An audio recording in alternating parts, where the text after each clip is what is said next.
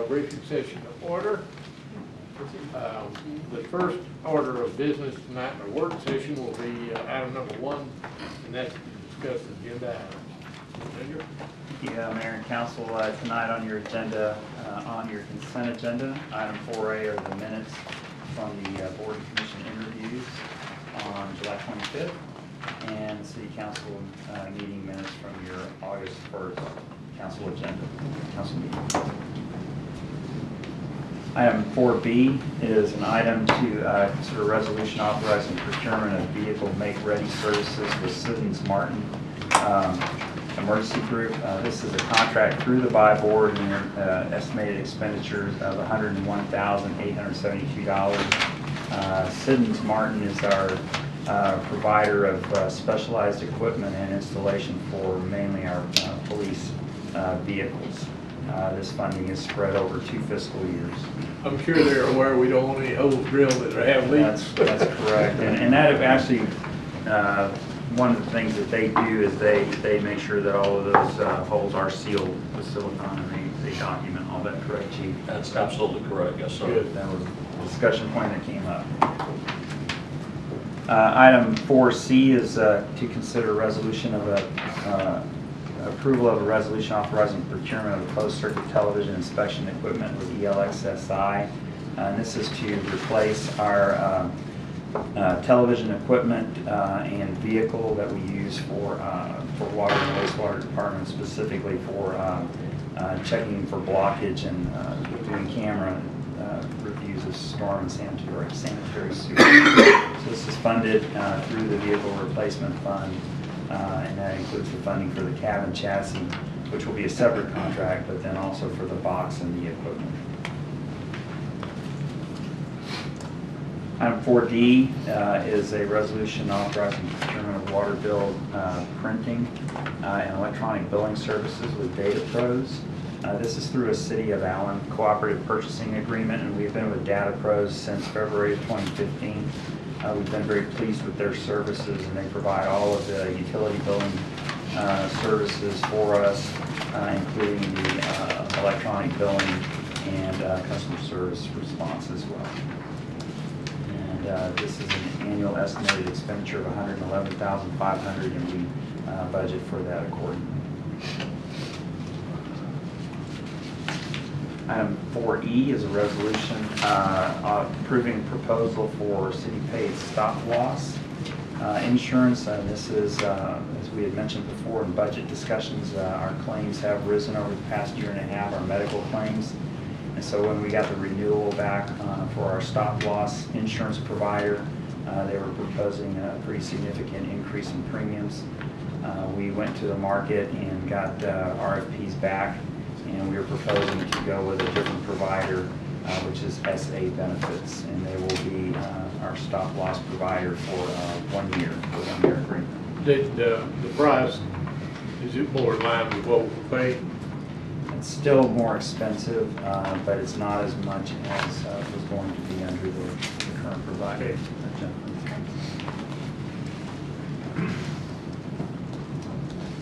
And then item 4F is a resolution approving the terms and conditions of a master interlocal agreement with Dallas County.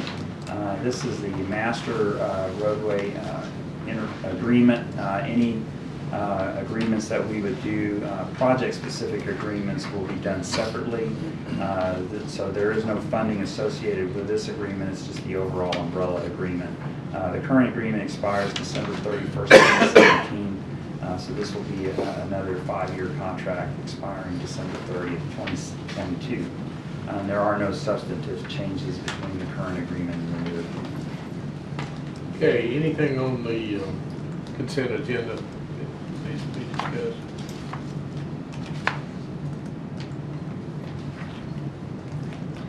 Cover that? Yeah. Okay, on the regular agenda, item 5A is a public hearing on the budget, and our Finance Director, Richard Summerlin, will present an overview of the budget and the tax rate. And that is just a public hearing today, the first public hearing.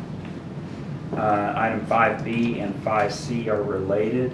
5B is to adopt a new Article 5 right-of-way management ordinance, which would provide the regulations and guidelines for all utility providers that are operating within the city's rights-of-way. But more specifically, then it also establishes requirements for small cell providers. This is as a result of SB 1004.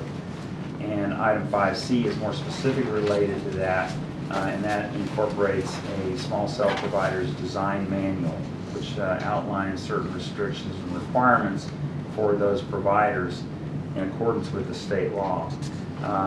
We will have an executive session on that item, but I'll ask Jackie Colton or Greg Ramey to maybe hit a couple of highlights just to kind of give you an overview of that so that you have some basis for that as we go into the executive session later on. And this will be done as two separate items. There are two separate items for approval.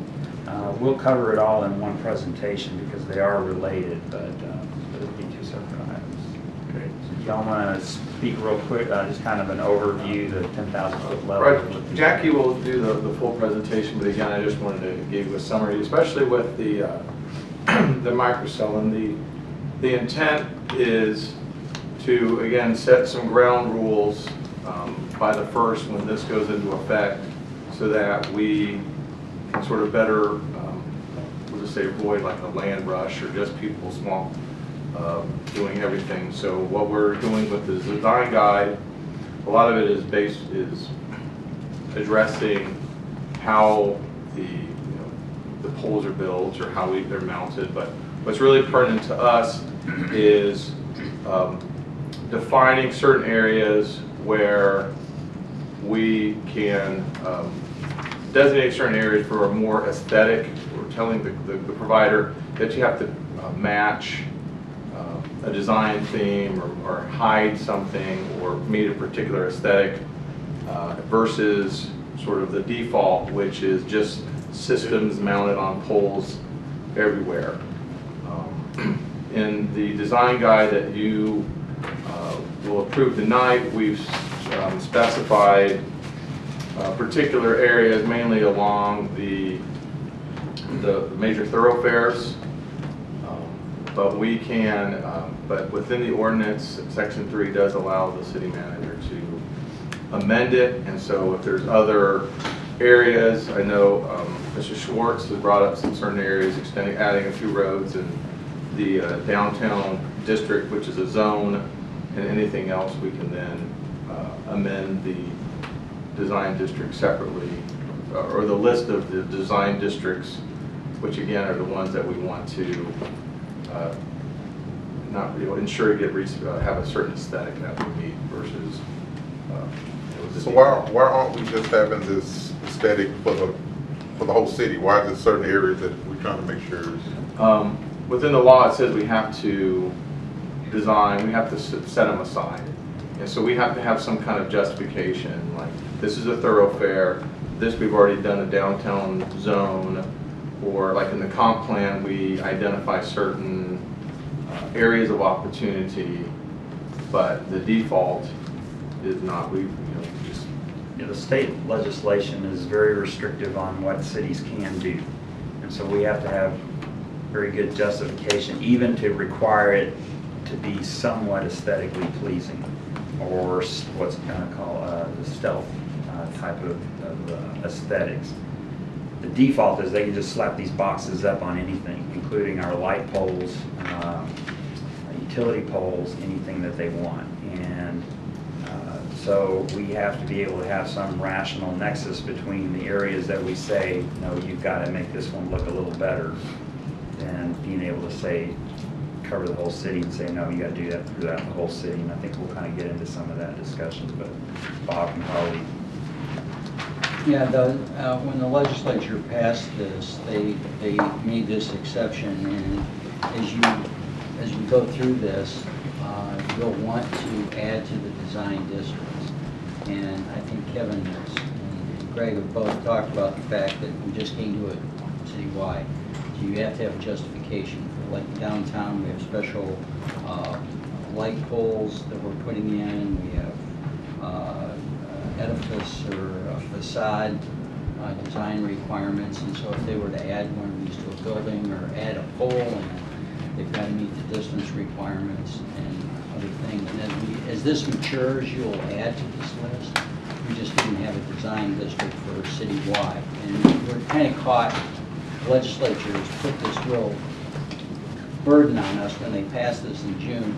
We've been scrambling around for the last 8 weeks trying to develop an ordinance and have the design districts we need. So you'll be adding to this. And as So we have a list already for certain areas? Yes. It's a map.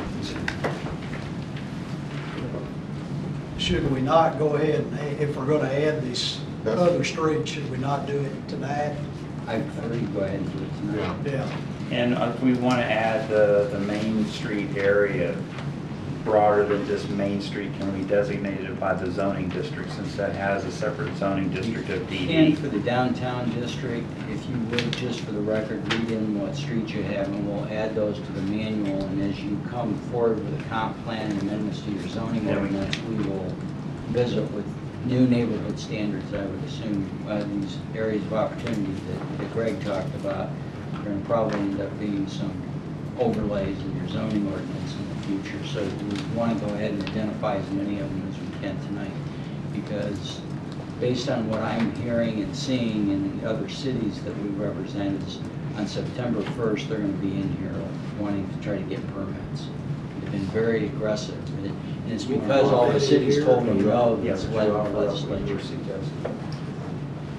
Yeah, and they also restricted what we could charge, too. Yeah, The this is, legislature. the legislature Big time. is really, as you know, there's not only this ordinance, but there's a lot of other statutes that were passed this time that erode our right to self-governance. It's a big issue with cities, and this is one of those we can visit well with. Kristen, are you ready to type in street names? I propose that we add North Main Street, north of Interstate 20. I have, this was what we originally proposed. I don't know if you have it, so let me pass It's these in out. the packet, yeah, it's in We there. have it in blue if you're adding stuff like now, so make it more visible for y'all. So the blue is what? That's what's included in the design manual now. I'm going to go ahead and say Redbird Lane from Cockrell Hill to North Main Street. Hill City from Redbird Lane to Camp Wisdom.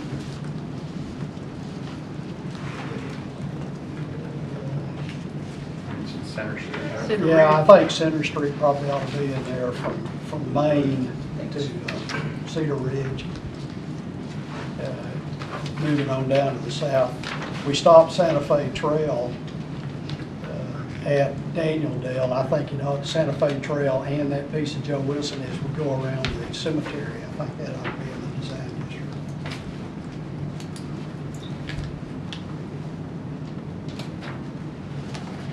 What about the tip area? We're gonna open or eliminate that in. That's already included in there, isn't it, the tip area? Well, it's not in this ordinance, and that's a good thought.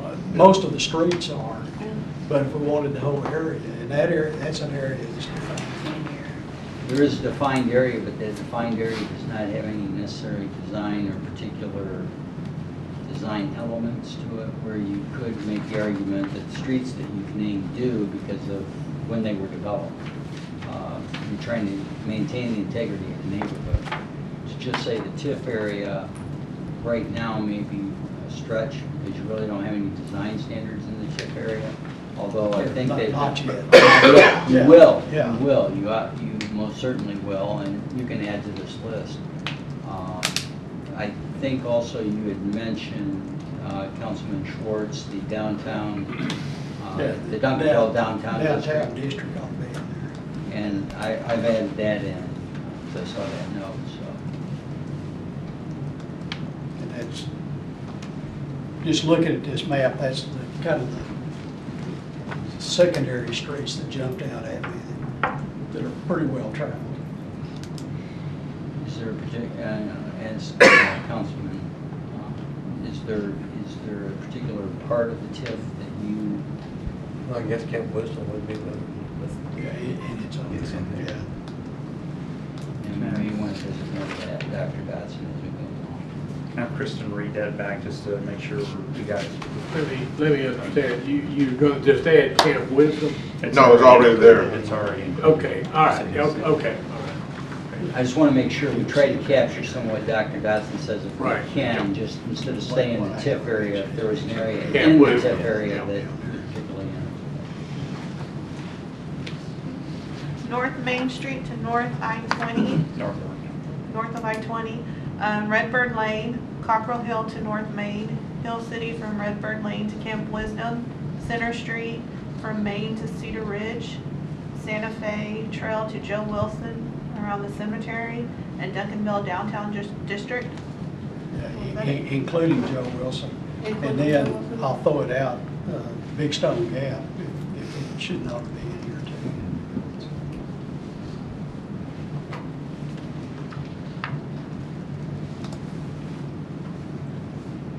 What about, I mean, I know you have 67, but the field house.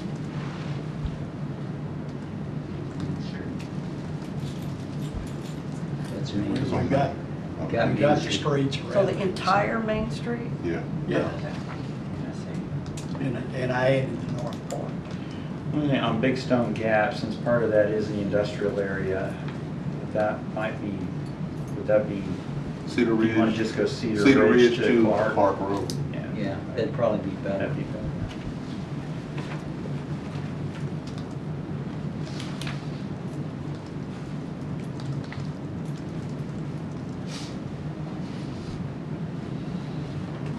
Okay. Anybody else? Council, if you would, then if you would note as amended in the work session, or suggested in the work session, and we'll add those to the design meeting, Okay.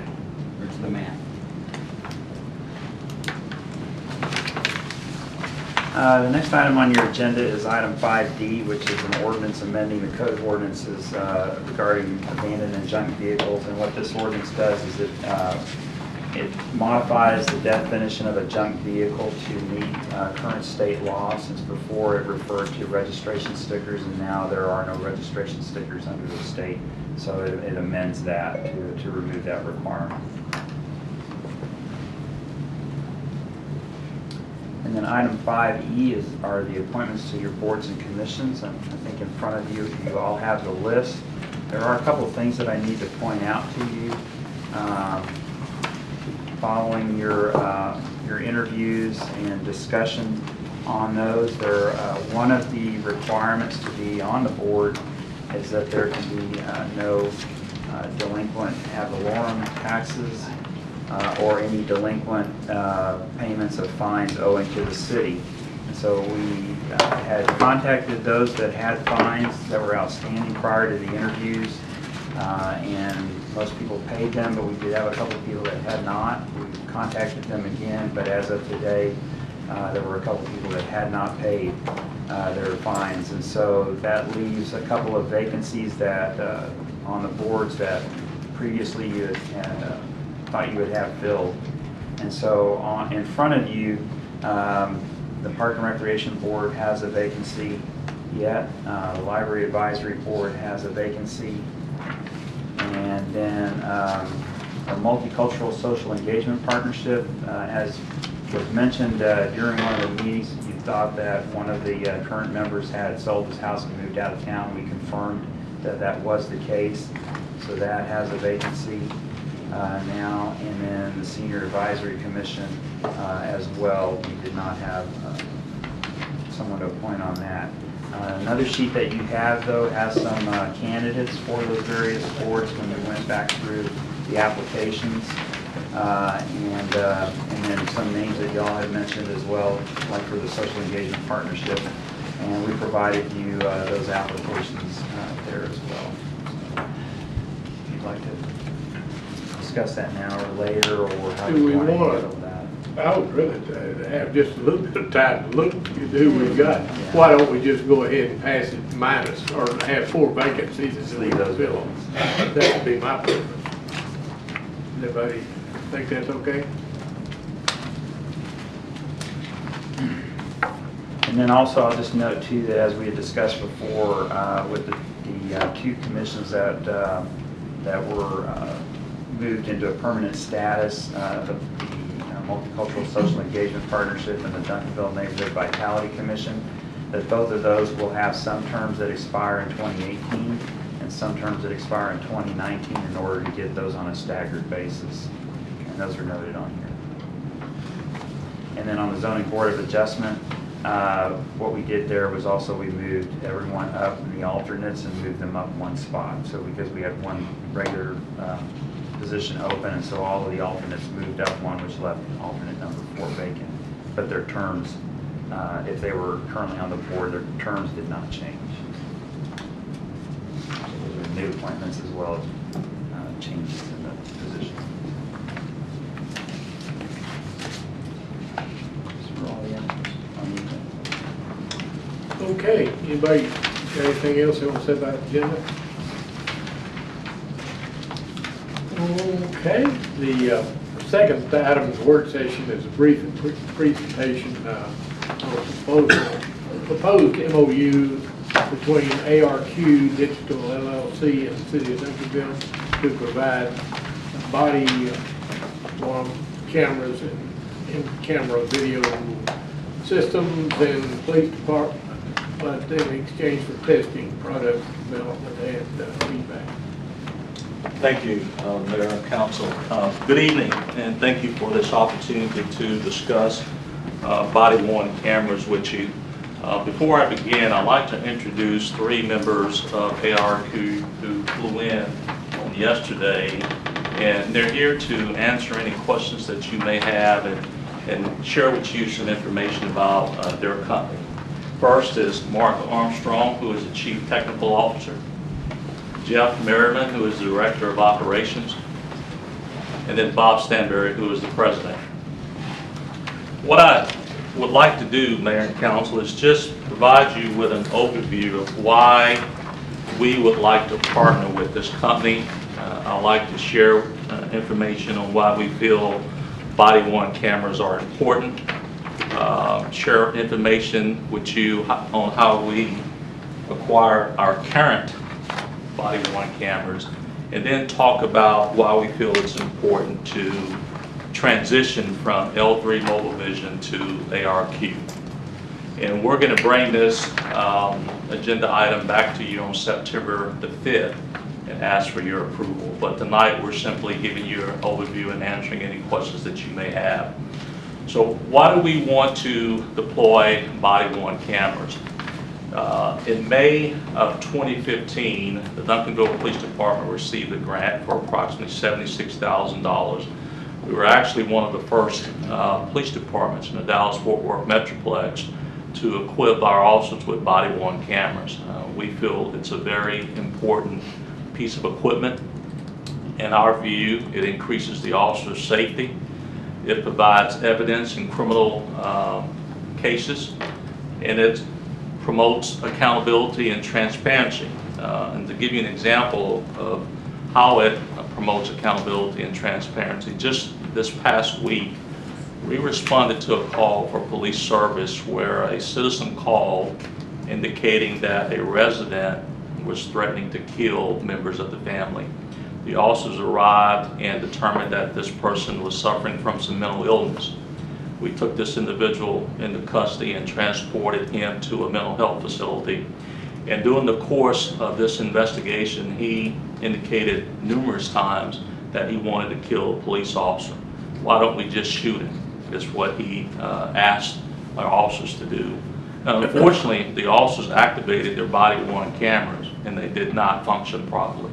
So imagine if we had to use force in this incident that became public, which it will become public, and the public asked, well, why were your body cameras not on? In fact, they were on, they simply did not work. So the failure rate that we have with our current body-worn cameras is something that really concerns us. So we want to transition to a company that we feel is more reliable than the company that we currently have. Now as I indicated, we acquired these body-worn cameras in 2015. And the reason we chose this company was because we were using their in-car video systems, which worked perfectly fine. They were reliable, they were user-friendly, and we had no problems with them whatsoever. And so we acquired their body-worn cameras, and unfortunately, there was a very high failure rate. In fact, the failure rate was so high that they offered to give us new body-worn cameras throughout the first year, and now that warranty has expired. So we're looking to transition to another company. This is a picture of the cameras that we currently use. Again, it's L3 Mobile Vision Incorporated. And as I indicated, in 2015, we were able to acquire a $76,000 grant from the Office of Governor.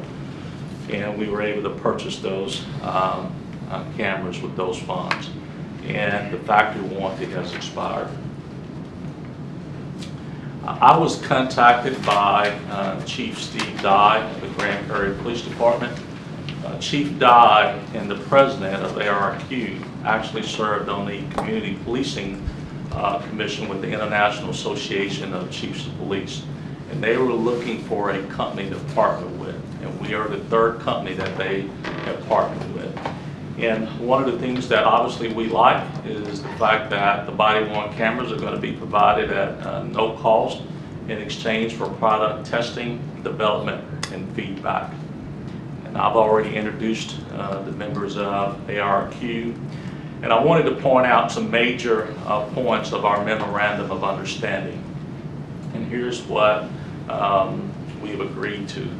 ARQ Digital LLC has agreed to provide body-worn cameras, in-car video systems, digital storage, software training, and on-site technical support at no cost to the City of Duncanville Police Department. In return, the City of Duncanville Police Department has agreed to fully participate in product testing, development, feedback, and endorse their products and services. We have a 2-year agreement, and either party can terminate this agreement by providing a written 90-day notice. So at this time, I'd like to, Bob, are you going to have Bob just share with you some information about his company, and we'll be available to answer any questions that you may have. Thank you, Chief. Just so everybody knows really the background. My background was in law enforcement, retired as a chief of police out of the state of Michigan after roughly 20 years.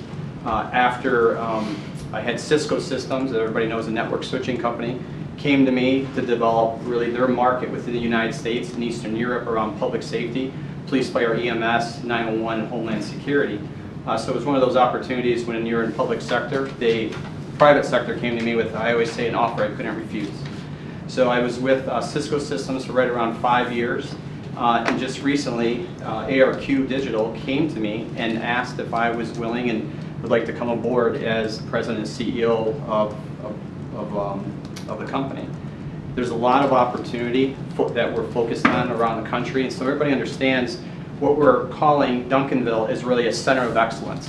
So we're building the relationships, we're building the products and the solutions and a solid base, but we also have another center of excellence in California, Oceanside Police Department, and also Wayne State University Police Department just outside of Detroit. And everybody, each of those agencies have a unique and a little bit different environment, whether you're in California and we're on the coast, to the extreme heat, to where I'm from where it's -20 in the winter, and then right back up to 95 right now in the summer. Which I told the chief I'll probably be spending a little more time here in December, January. He'll probably want me out of the department.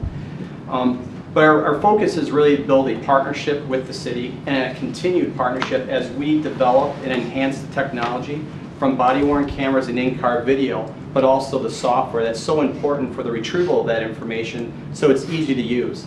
Because as everybody knows, if you don't have the ease of use and the functionality as law enforcement, and from my background, the chief and the officers can tell you, we're not going to use it. It has to be simple, it has to be actionable, and we have to be able to utilize the information that we're pulling from those systems. And that's exactly what we're going to be providing. But again, it's a true partnership. It's not a vendor-customer relationship as we see it. We're really focused on providing the level of service, the solution that's needed, and one that's going to make a big difference for the department compared to what's actually happening right now. And it's just a matter of, I mean, we look at the simplistic terms of it. If a camera goes bad, and we'll have extras on site, just so everybody really understands right down to the table level. We'll switch out the cameras, we'll switch out the technology of what may have failed. Because as everyone knows, technology, as everyone's trying to hook up here, we're trying to get the video going. There's always going to be an issue. But those are the things that we're here to address, and we're here to address now, not wait till there's a larger problem that may start to exist as you currently have. So again, it's really the partnership that we're building, the business model that we're actually building, and then getting that feedback so we can make sure the products are to the highest level. We really have a passion for what we're doing, and from the standpoint of, again, the software, the hardware, and what we can provide to the community, and at the ground level where our officers are, and we have to be able to make sure that they have the best equipment, to be able to serve the community, and that transparency. Thank you, Bob. Thank you. So again, Mayor and Council, what we're hoping to do this evening is simply answer any questions that you may have. We're going to bring this item back to you on September the 5th, and we will be asking for your approval to move forward with our partnership with ARQ. I'd like to know what endorsement entails. Really from the endorsement, and this happens, throughout really the industry within public safety. So we'll have other customers throughout the country, and they may call and want to talk to the chief or talk to other line supervisors, patrol. How's the solution working for you? What are the issues you've had? How was the implementation? Not just it's from the operational side, but you're going to have, because we're not just it's just not a bulletproof vest or our sidearms. What this actually is, now we're connected to a network. So there's going to be questions from your IT department and the support of those solutions or the overall solution. So it's really, when you look at the endorsement, it's really those referenceables that other agencies are going to want to talk to, one that's out there running, just to find out where they're at. Just as the deputy chief and the chief have called Oceanside, and I think you're waiting a call back from maybe Wayne State University. But even the COEs, we want everybody talking, so we don't want everybody siloed. We're going to have the COEs actually talking to each other, so we can even learn more of maybe things we need to do better, or these are the features that we'd like added to the solution based on those COEs. So the endorsement really comes from those referenceables that that are so important from one to the next. So it's not printed material or online or... As some of the COEs, they would be, or they can be, but as the chief will be at International Association of Chiefs of Police, sometimes there's printable materials, but it has to be agreeable to you. It's not something we're going to go out and do on our own. That's going to go through, certainly a process within our company and as well as within the city. So we look at it first? Absolutely. Okay. Yeah. I mean, coming from my old background, if I was handing out materials and endorsing, I probably might get a call from my city manager or mayor. Absolutely. So I'm not going to put the chief in that position. I would think so. This is why we wanted to bring it to you, though, to see what your comfort level was with this, because it is being offered for free, but they will seek endorsement from us. It's not something the chief and I were comfortable with agreeing to without your all's okay, so that's why we wanted to bring that to you. Are there MOUs in California? Correct. So all those three that you signed, all are right now MOUs? That's correct. Right now, so Oceanside, yours pending, and then Wayne State University Police Department. Okay. And so is there a city or a police department that you actually have a paying contract with? Right now, Perth Amboy, which is in New Jersey. Just that one? Just that one. That's correct. And I'd like to know, you were talking about the differences in temperature. Are there differences also, like in, like you consider one a really difficult city as to law enforcement, one medium, and one? Quite frankly, I'd tell you Wayne State University Police Department, one of them. And the overarching need for Wayne State University Police Department actually happened 7 months ago when a sergeant made a stop on it. He was doing an investigation on an individual that they suspected was breaking into vehicles. He was shot and killed. There was no body-worn camera, there was no in-car video, and they were able to find the suspect. By chance, he walked in front of a bus that was driving by at the time, and that he happened to get on video. 2 months later, Detroit Police Department went to make an arrest with that person of interest, and 2 Detroit police officers were also shot by that same individual. So when I look at kind of the hub and where Wayne State University is located in this heart of the city of Detroit, that's probably when you look to one extreme. And then I'd probably say Oceanside and Duncanville, probably in the same when you look at crime rates and what they're focused on, or what their issues are, they're about the same. As Wayne State? I'm sorry. No, I'm sorry. I'm sorry. No, as Wayne, I'm sorry, Wayne State and Oceanside. Right. Oceanside and Duncanville. I'm sorry, right. So you're talking about cool, calm, collected, balmy, pleasant? It's very balmy and pleasant right now. I'm trying to get you to say what we are. What made you pick us? Well, one of the reasons why ultimately Chief Steve died because of my work with him. I've been friends with him and working with him since he was with Garland Police Department, went to Colliesville, and then Grand Prairie. And when I talked to him about an agency throughout the Metroplex area, Duncanville is the one he came up with. And when we started looking into the profile of the department, also the chief, and just the overall size of where your officer, where your staffing levels are, based on the vehicles, because we're talking in-car video as well as body-worn cameras, it was a nice profile. So our chief's kind of a rascal? I've heard of it. Grand Prairie doesn't use you? No, and unfortunately, I contacted Steve before he made a decision to go with Axon, which is Taser, which if he would have known sooner, that would have been a little bit different. But when I look at Chief Steve's DI endorsement and also sending it over to the chief, for him to be a new existing customer of Axon and actually said, talk to these guys, that was a pretty nice endorsement from the standpoint of a very highly regarded chief in the state of Texas. Yes. He was in the running for the Dallas job and withdrew. He was. Yes. Well, I think it's, we always like grants and Free.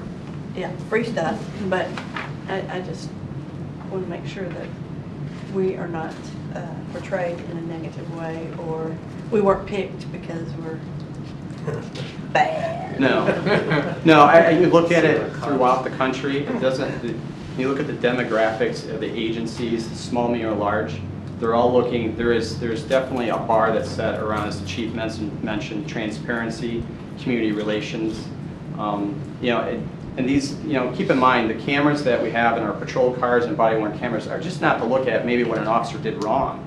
We're also looking at what they do right. We utilize it for training. Again, it's good PR in many cases for cities. I mean, Police One and some of the, even IACP, their National Association of Chiefs of Police, what they focus on, they're utilizing body-worn cameras of, hey, these are what the things that the officers are doing well and they're doing good. You might see them on TV where an officer all of a sudden parks his car and goes out and plays football with the kids. Or I just saw an officer, he was doing the slam dunk challenge where he drove by a house, got backed up, got out of his car, ran up the driveway, threw the basketball through the hoop and got back in the car. So there's a lot more than just let's look at what the police are doing wrong. There's a whole other aspect to it also. I like the fact that we would be on the cutting edge of helping develop, and it would take into our needs would be there to for them to work on.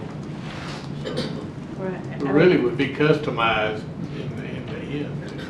Why, we like things. I mean, grants and things that help us that we don't have to pay for.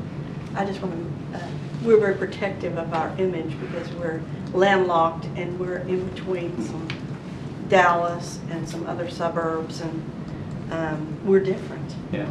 We have to keep saying, hey, we're different. Within where I came from, as far as my agencies stand, we were landlocked also all the way around, and we had a company. They're a national company. It's called Sound Off. Sound Off is a LED lighting company, basically police, fire, EMS, Department of Public Works, and they came to us with the same type of an offer. Everything for free. All that we asked for, they outfitted all of our patrol cars, all of our fire trucks, EMS, and DPW. And all that they asked from that was that every time an LED light, a light bar burns out, or some other type of emergency lighting burns out, pull it into our shop because they're actually manufacturing factories right in the city. All we want to do is swap it out, we'll put the new one in, and we want to figure out why that went wrong. But we want to also know what's going well also. And it was one of those things, you know, what is free? You know, as they say, Yes. the only thing that markets itself is free beer. In this particular case, the focus is really how do we make the transparency better? How do we make the ease of use better? But also from our standpoint, that's direct feedback from those from each of the agencies and the line officers, because anything that's deployed out there, and anybody, police, fire, and everyone can tell you, if you don't have the support of the troops, as great as the product could be, if they don't like this particular camera and they give you 2 reasons why you shouldn't go with it, you're not going to go with it. So that's the importance of, from our side, even as much experience as I have and our team has, we have to make sure that we're adapting and understanding what the issues are right now. Well, we are a diverse city. However, we kind of get along with each other and we don't have issues. So that's, you know, a concern that we don't have the, so far, things that are going on in other places. Yeah, you know, and I see that from agencies across the country, even my own. You know, it's one of those things you always condition your officers for, because I came up from a large metropolitan area to a smaller agency, but I kept making sure my officers understood this is the place that it happens at. It's not always going to be the big metropolitans, and when something, you never know, and never can you predict what's going to happen. And unfortunately, that's the world we live in today. And you know, from a program standpoint, and the body-worn camera and the in-car video, to be able to pull that together and something that's going to work. As the chief talked about, there is no other bad press that ever could have happened with somebody that's mentally ill in the whole scenario he mapped out. And all the intentions were there to have the right camera, to have it running, and the officer turns it on, and something does happen from a lethal force standpoint, and then the media comes back, and as you said, everything's going great, everyone gets along. The next thing that's going to happen is the conspiracy theorists that are out there, and the chief and I, we see them all the time, where they're going to come back and actually say, well, there's a reason they didn't turn it on, and they're hiding something, and that's just where we live today. I mean, and it doesn't matter if the agency is small, medium, or large. I see the same story across the country. You know, every day probably. There's probably some story. Okay. Thank you. Thank you very much. Thank you.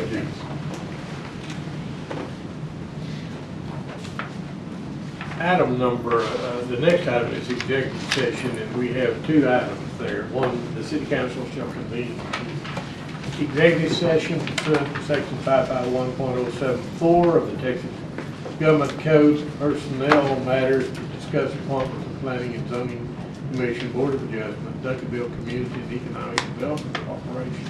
And then item number 2, city council shall convene into the executive session pursuant to section 551.071 of the Texas Local Code to seek legal advice from the city attorney regarding Senate Bill 1004 enacted at the regular 85th legislative session. So it is now 6:43.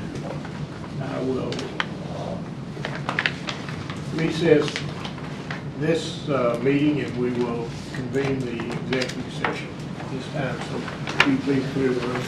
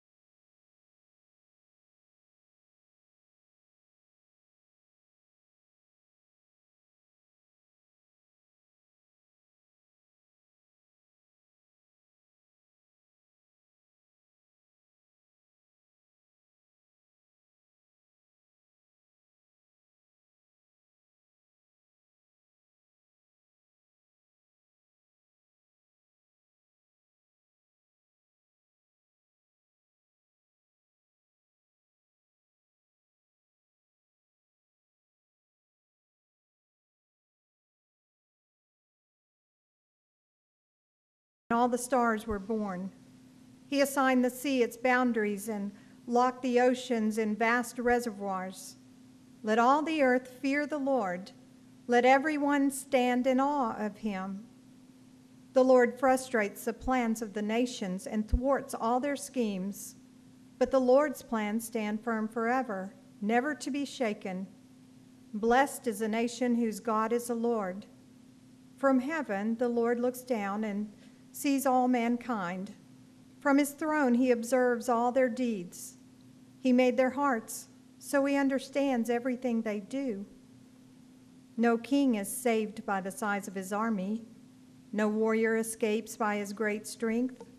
A horse is a vain hope for deliverance. It cannot save. But the eyes of the Lord are on those who fear him, on those whose hope is in his unfailing love, to deliver their soul from death and keep them alive in famine.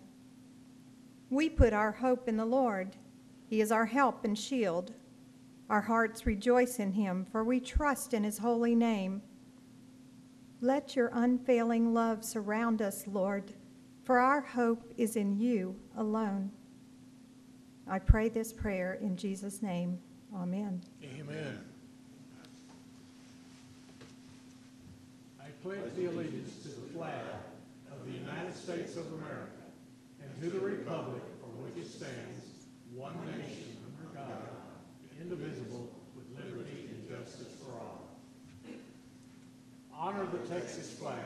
I pledge the allegiance to thee, Texas, one state, under God, one and indivisible.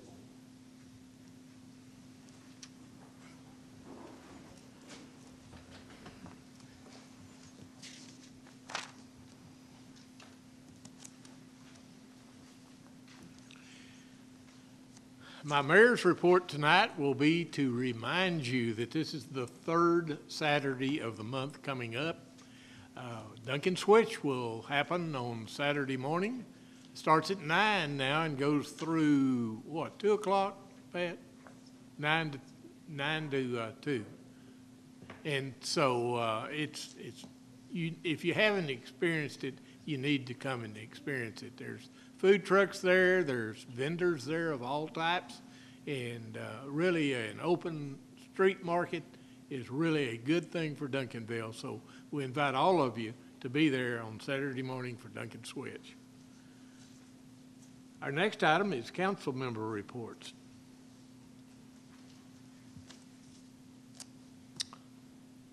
Seeing none, we'll go to item number C, which is the city manager's report.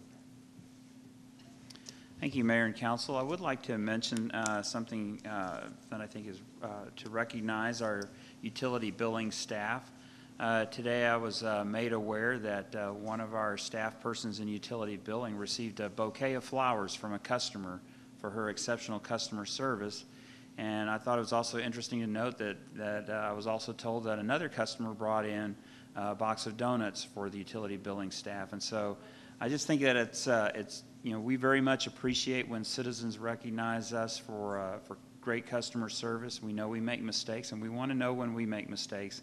But I also appreciate very much them letting us know that, and I think that's certainly worth recognizing the utility billing staff. And so I want to mention Keisha Hale, Taylor Barr, Jennifer Elizondo, Cassandra Wright, and our supervisor Jill Stottlemyre, who's here this evening. So again, I thank the utility billing staff for their customer service and thank the citizens who recognize them for that today.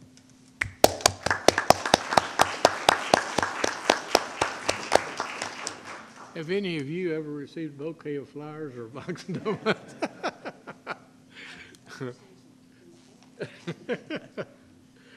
Item number 3 is our citizen input, and I have only one card tonight, so I would remind Dario to come up to the mic. You've got 2 minutes to speak. Please give your name and address for the city secretary.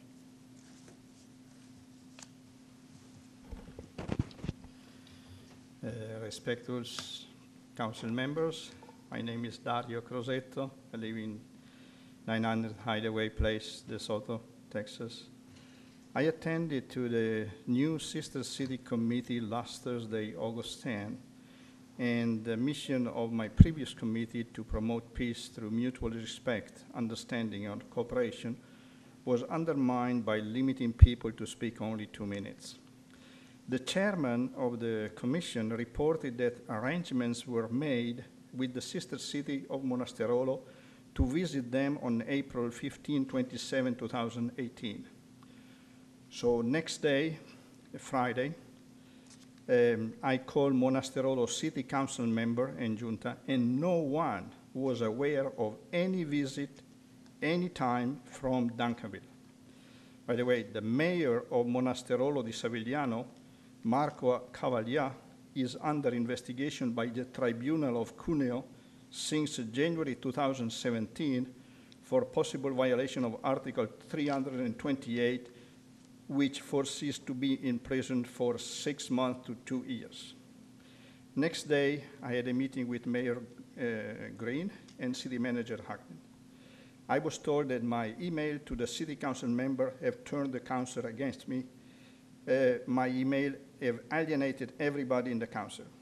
Mr. Hackman, in a kind of aggressive manner, talked about his vision of what is disrespectful that certainly needs to be addressed. Asking legitimate questions and listing facts is not disrespectful. We should stay away from hatred. We should be able to address issues with mutual respect and a civil dialogue. By the way, I found an error on the draft of the minutes that you are going to approve after this.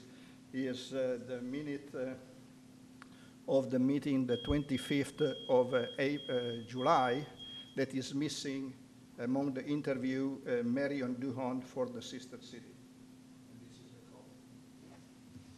Okay.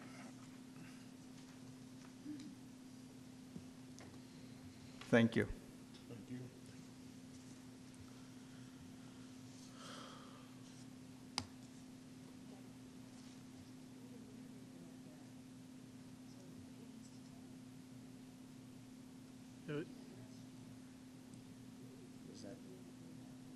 Was that night?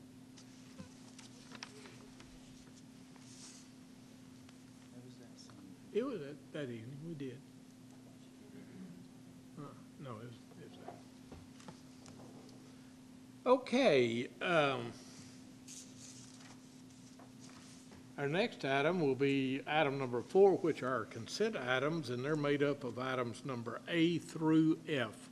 So at this time, I will ask the city secretary if she will read the captions on those.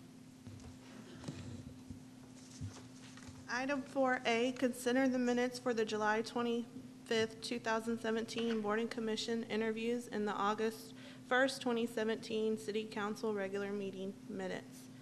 4B, consider a resolution authorizing the procurement of vehicle bake-ready services with Siddons Martin Emergency Group through the Buy Board contract number 491-15 and the expenditure amount of $101,872.62.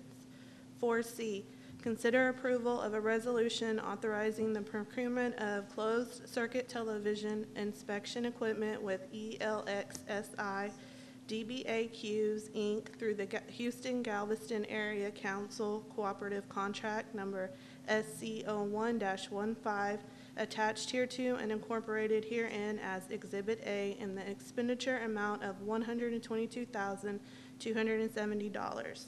4D, consider a resolution authorizing the procurement of water bill printing, mailing, and electronic billing services with Data Pros LLC and the unit amount bid through the City of Allen contract number 2014-5-225 with an estimated annual expenditure of $111,500.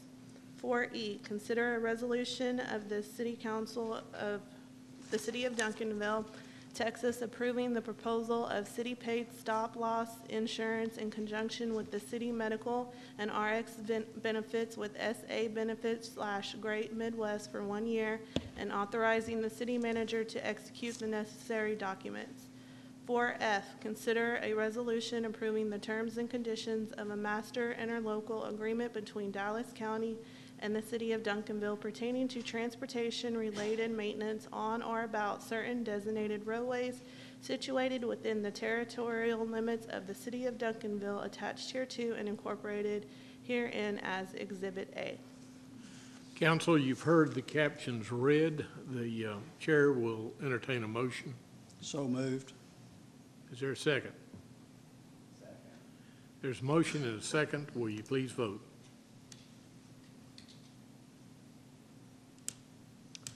Okay, thank you very much. Item number 5 is items for individual consideration, and item number A, 5A that is to conduct a public hearing on the proposed 2017 tax rate of 0.758447, and this will be applicable to the tax revenue receivable for fiscal year 2018. This is the first of 2 hearings that we will have on the budget, and then we will adopt the budget at our second meeting in September. Richard?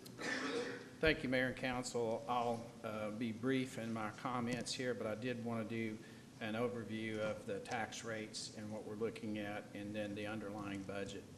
So our budget process starts off in March, and it entails meeting with all the departments, going through line item by line item. We did that during the during the April-May timeframe. And so that was 69 different cost centers that finance staff and the city managers went through and reviewed line item by line item. So it's quite a lot of work, and that culminated with the first June 29th budget workshop. Then we had our certified tax roll that came on July the 25th. And then on the 31st, we filed the budget with the city secretary as required by the charter. And then on August 4th, we got our effective and rollback tax rates. And then August 10th, we held a second budget workshop with the council.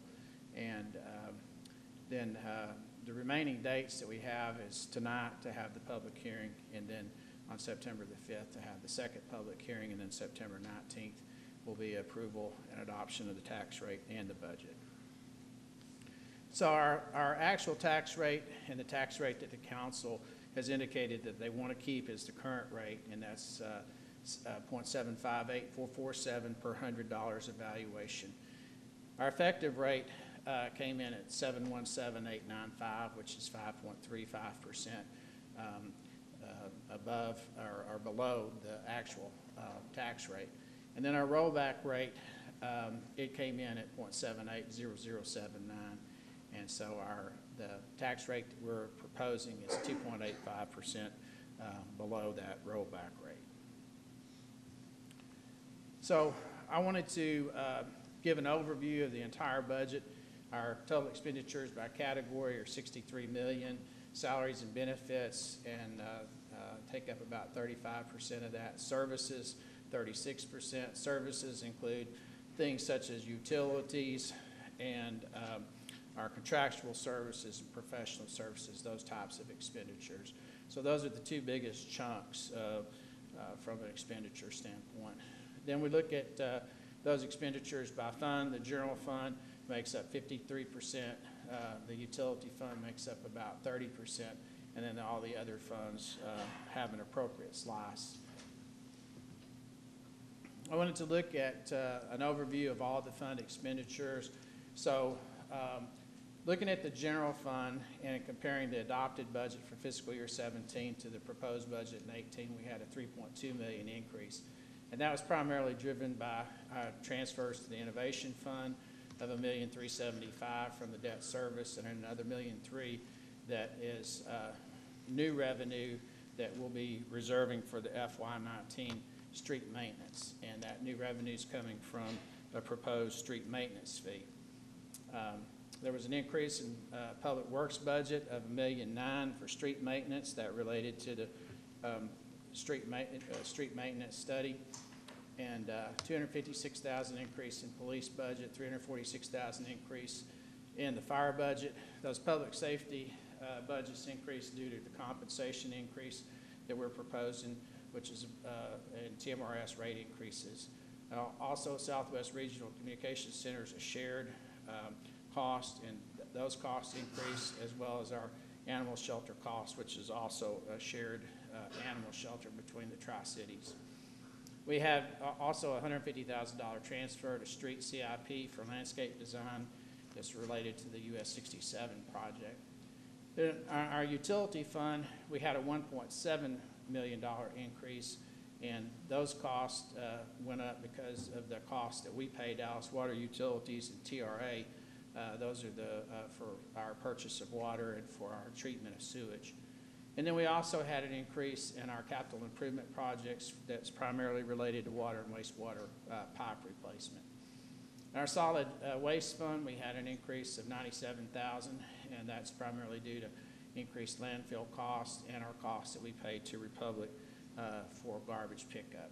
And we had a very minor increase of $1,692 in our other funds. That's our capital improvement funds, our hotel occupancy tax, and our drainage. Then we had a reduction of $21,000 in our Economic Development Corporation. That was related to our bond refunding issue that we did this past year, which lowered the interest rate. And then the Traffic Safety Improvement Fund, as you know, those funds can only be used for traffic safety and improvement. They're restricted to traffic safety and improvement projects. So we increased the projects primarily $600,000 for new sidewalks and ADA compliance. And then on the field house, we had an $87,000 increase, and that was primarily due to 3 new positions that we're going to be adding. It's going to entail a food court coordinator, a market specialist, and a maintenance technician. So then I wanted to look at revenues by source. Again, you can see that the majority comes from property taxes, sales tax, wastewater fees and water fees, and then transfers and other slices of the pie. So we had a total revenues for all the budgets combined of $62.4 million.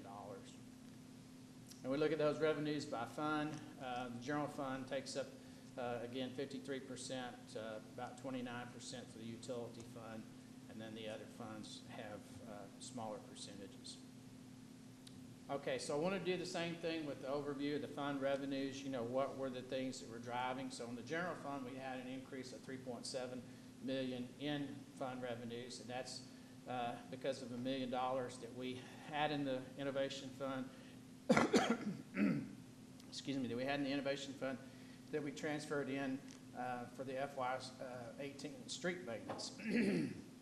We have another $1,300,000 that's from the new proposed street maintenance fee that we will reserve for FY19 street maintenance. We had an $897,000 increase in property taxes, $692,000 increase in sales tax, and we had a $192,000 decrease in court fines, and that's due to the lower number of citations that we've issued this year. And that's primarily driven by the fact that we have a ton of vacancies in the police department, which we're trying very, very hard to fill. In the utility fund, we had a $1,084,000 increase in revenues. $476,000 was from water revenues due to the rate increases, and $580,000 increase in wastewater, again due to rate increases. In the solid waste fund, we got $92,000 increase in revenue, which is driven by rate increases as well.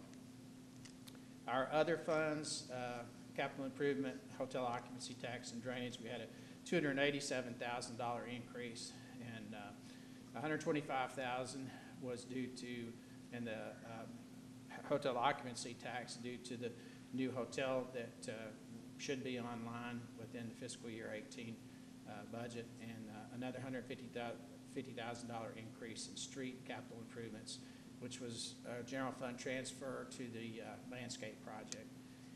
Economic development, we had a $232,000 increase in revenue. That's primarily due to sales tax going up. And then our traffic improvement safety fund, we have a $401,000 increase, and that's primarily due to increased violations and the fact that we have scofflaw, which is helping us to collect those fines. Prior to scofflaw, it was very difficult to collect on those fines. Then in the field house, we had $257,000 increase in revenue, $105,000 increase in marketing revenue, $32,000 in food court, $50,000 increase in general store, $89,000 increase in basketball revenue, and then we had some $42,500 decrease in volleyball revenue and a $35,500 decrease in martial arts revenue. So if we look at the general fund big picture, we're going to end fiscal year 17 with about 88 days of fund balance, which is $6.9 million. Our target is 75 days fund balance. Government standards, what is typically promulgated is a 60-day fund balance, and so we're much more conservative and feel like a 75-day fund balance gives us a better ability to adapt to emergencies, et cetera. And so then we look at the FY18 proposed budget. We expect to end that year with $6.6 million. Again, 80 days of fund balance, so well above our 75-day fund balance target. I wanted to look at how our certified property value has trended, and this chart shows from 2008 to 2017, and you can see that we're now up a little bit above where we were in 2008. So we've withered the housing crash, and now we're on that upturn. Two important things to note is we've had a shift in that taxable value. We've decreased the amount of residential taxable value from 2008 to 2017 by 2%. And that 2% was picked up mostly in commercial taxable value, a little bit in business personal property. So that's a nice shift. That shows economic health. I also wanted to talk about our tax rate in terms of percentage by entity. As is typical in most cities, your independent school district has about half of the tax bill. In our case, almost 52% of the tax, your tax bill goes to the independent school district. And then for Duncanville, we get 25.8%, right at 26%. The rest goes to Parkland and the county. And on this chart, I wanted to compare how those average single-family residence values, how they have trended since 2008. We were at 113,513. That was the average single-family residence value in Duncanville. And now, in 2017, we're at $121,190. So we've just picked up and just barely just surpassed that 2008 mark. Again, here I'm comparing city-only paid taxes. We 790 in 2008, and you can see how that trended through the housing decline. In 2017, the amount of tax that you would pay on an average single-family residence will be $919. Then I took that $919, divided that by 365 days so that I could see what the cost is for the daily services that you get from Duncanville, which that's trended from 2008 at $2.16 to 2017 at $2.52. Well, what do you get for $2.52 a day, which is about $75.60 a month? You get police protection, fire protection, streets, sidewalks, traffic signals, 17 parks, 13 playgrounds, 244 acres of parkland. You get a rec center, a senior center, public library, code enforcement, building and health inspections, all for about the same thing that you probably pay for your cell phone bill or your cable bill. Then I wanted to also show what a penny on the tax rate. We talked about lowering or increasing tax rate. A penny on the tax rate at our current value is $207,000. And if you look at that tax of a penny on a single-family residence, I mentioned before, it's $121,190. That's exactly an annual impact of $12.12 for a single-family residence, and monthly impact $1.01 per month. A daily impact 3 cents per day. This shows how we compare to our sister cities. Lancaster and Dallas, you have a higher tax rate than we do. Duncanville's there in the middle. DeSoto and Cedar Hill are below us in terms of tax rate.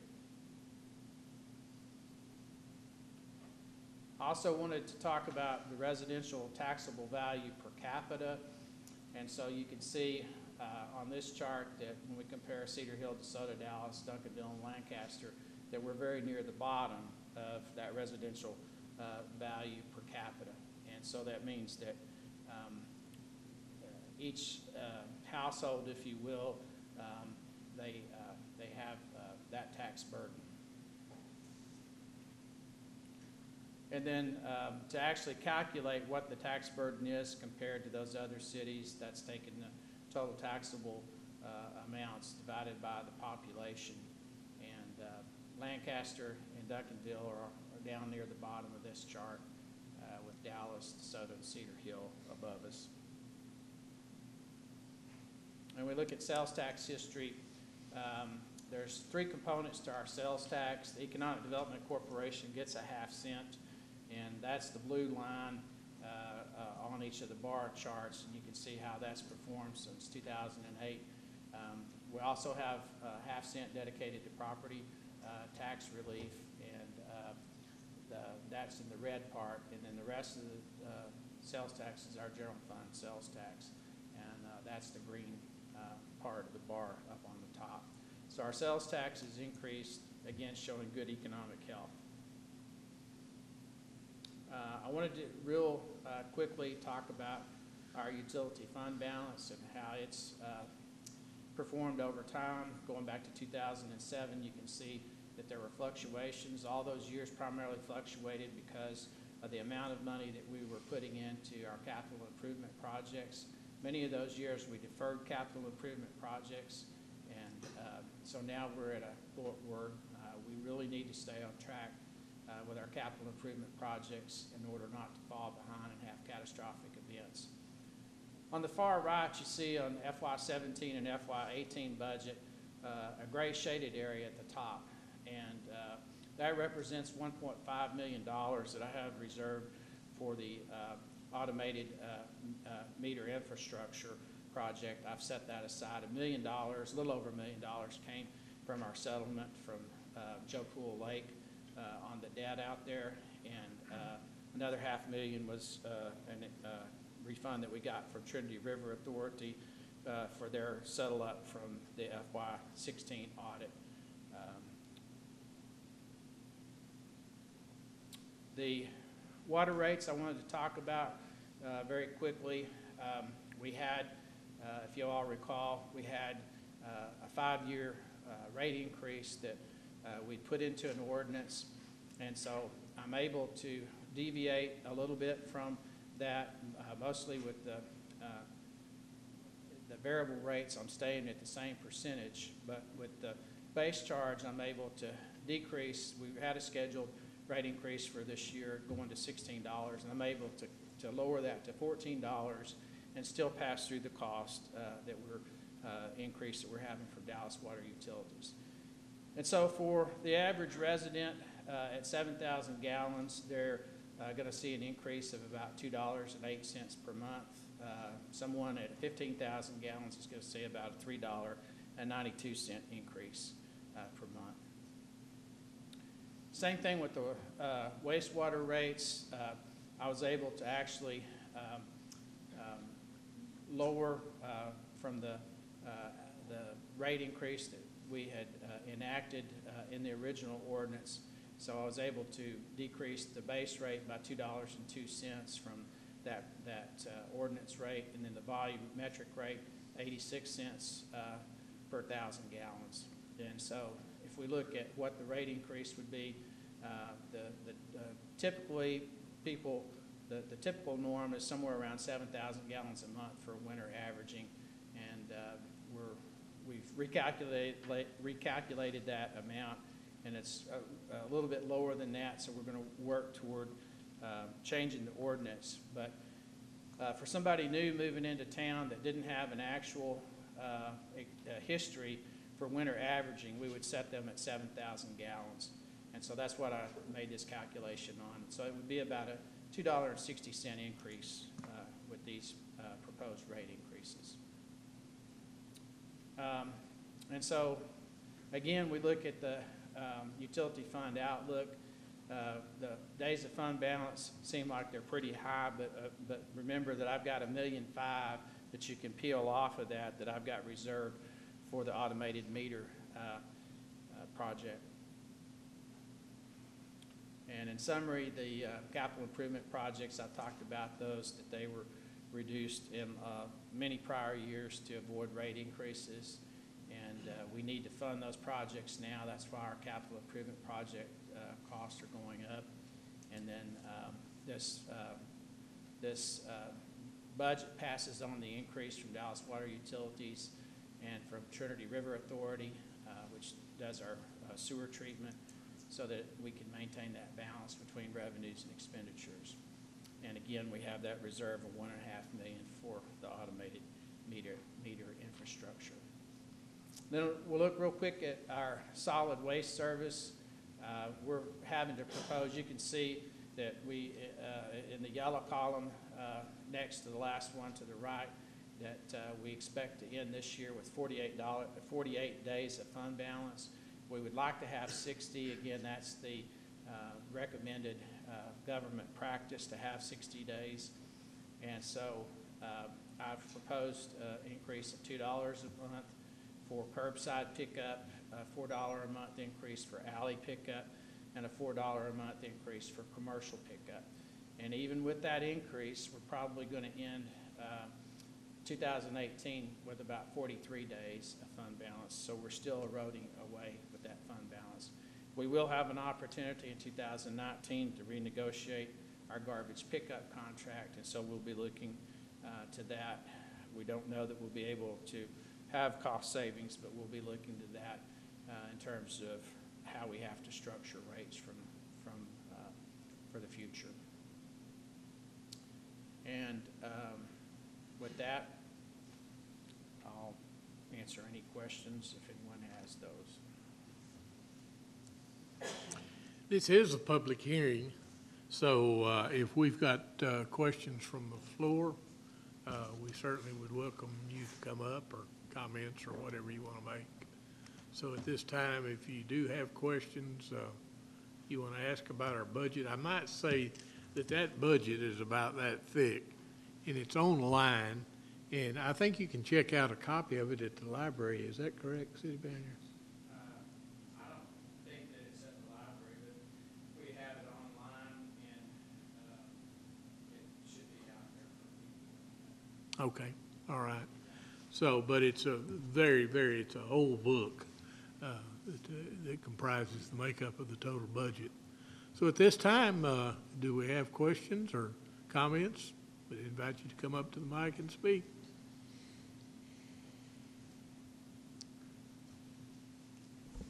Wesley Jameson, 1214 Lady Lane. This is my second public hearing on the tax rate. I'm a trustee on the Dallas County Community College Board. It's our budget and tax rate decision-making time, as well as the city's.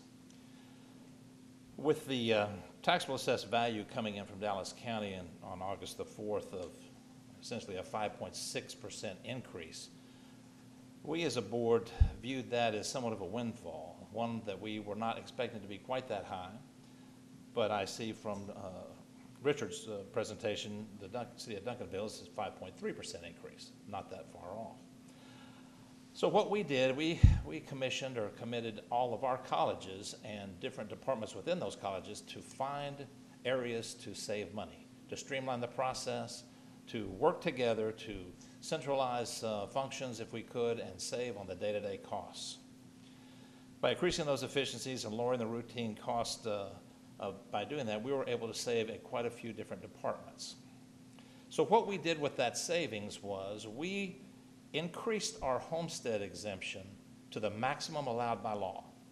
I don't believe Duncanville even has a homestead exemption. The other thing we did was that we increased the over 65 or disability exemption from $50,000 to $69,000. those savings passed on to the citizens of Dallas County essentially lowered their tax rate. Even with the increase in the property values, with those exemptions, overall, the average went down. I would like to challenge the city of Duncanville to do some of those same cost-saving measures and pass along some of those savings back to the citizens. I don't recommend lowering the tax rate, but I think with exemptions and some more creative ways of doing that, we can help some of our more needy citizens, if you will, to reap some of the rewards of this increased value. Because unless you're selling your house, that increased value does not go very far in helping you pay your day-to-day bills. I see here the Duncanville budget is $63 million, a $3.2 million increase. And then just about every other comment I heard as we went through the funds was an increase in the solid waste fee, an increase in the transportation fee. With that type of windfall of over $3 million, why are we increasing the fees in all those areas? I think we need to do a bit of introspection and look inside and see where we can save some of those dollars and not continually charge the citizens of Duncanville increases in fees when they happen to be sitting in a house that went up in value.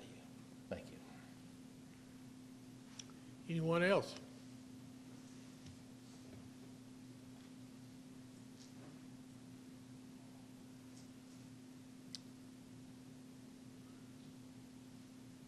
Chair will entertain a motion to close the public hearing.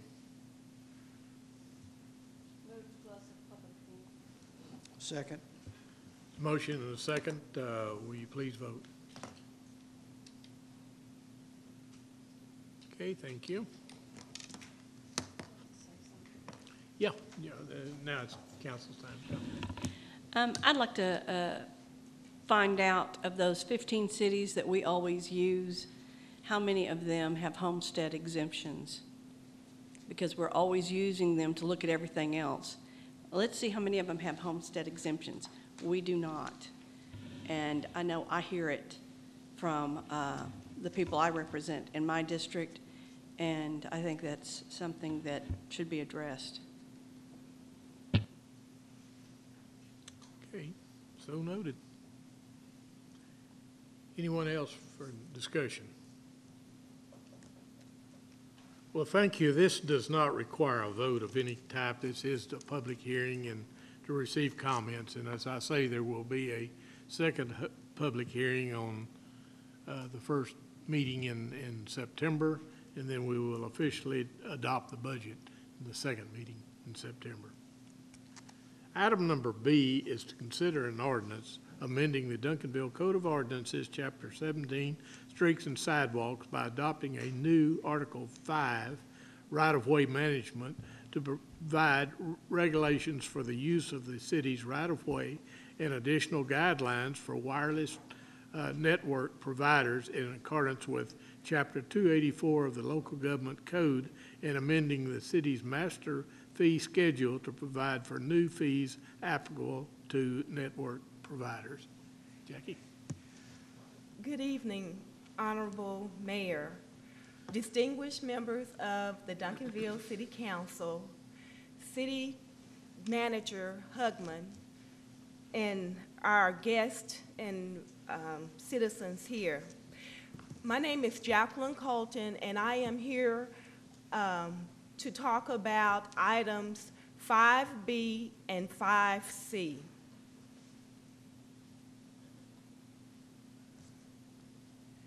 Staff is requesting approval of an ordinance adopting a new Article 5 right-of-way management to provide regulations for the use of the public right-of-way. And these regulations also will govern small cell nodes. In addition, we are wanting to amend the city's master fee schedule to provide new fees applicable to the use of the city's right-of-way by small cell nodes.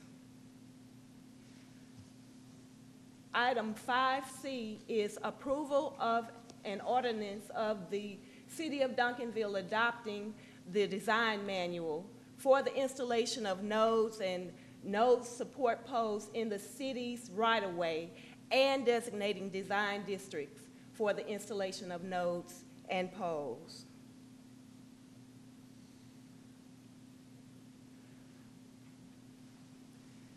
We're wanting to put in place regulations to help us to better manage the activities which occur in the public right-of-way. We want to ensure that users of the right-of-way leave it in as good a condition as they found it. We are requesting also that users of the right-of-way provide notifications to us in advance of construction of when they're wanting to start work, and then also we need to be notified of when that work is completed. In addition, we would like for right-of-way users to understand that if the city has a need to place a project in the right-of-way, then they will be required to relocate their facilities.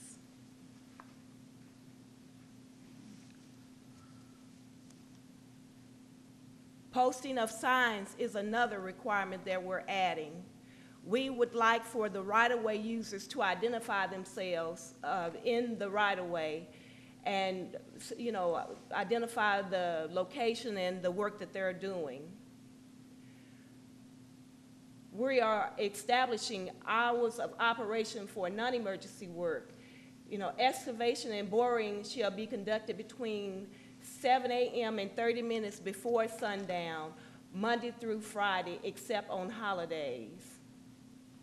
And then street closures, we're wanting to govern when the street can be closed. And we don't want to allow street closures during the high traffic times of the day.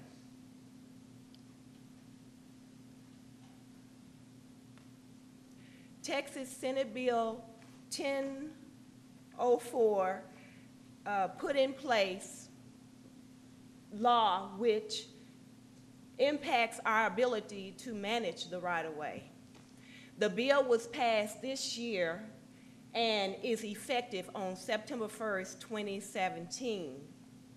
It added a chapter to the Texas Local Government Code, Chapter 284, related to deployment of network nodes and poles in the public right-of-way.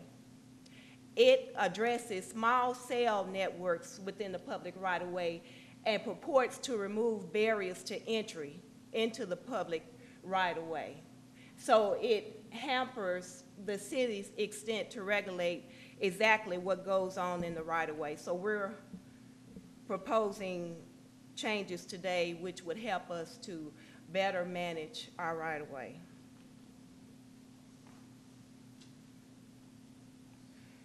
What is a small cell network? We're all familiar with the big towers that we see in Cedar Hill, the big cell towers. Well, the small cell nodes are closer to the communities in which they serve, and they provide for capacity, increased data speeds, and enhanced area coverage. We've all experienced the drop calls and that sort of thing. So the small cell nodes are designed to address those types of issues. This slide provides an example of the communication between the small cell nodes and the micro towers and the people who use or benefit from the system. And all of the major players, all of the major wireless players are, you know, affected by, of course, you know, this type of small cell transmission, and they're all interested in, you know, having the opportunity to move into the market. This slide shows examples of small cell nodes and how they might look in our community.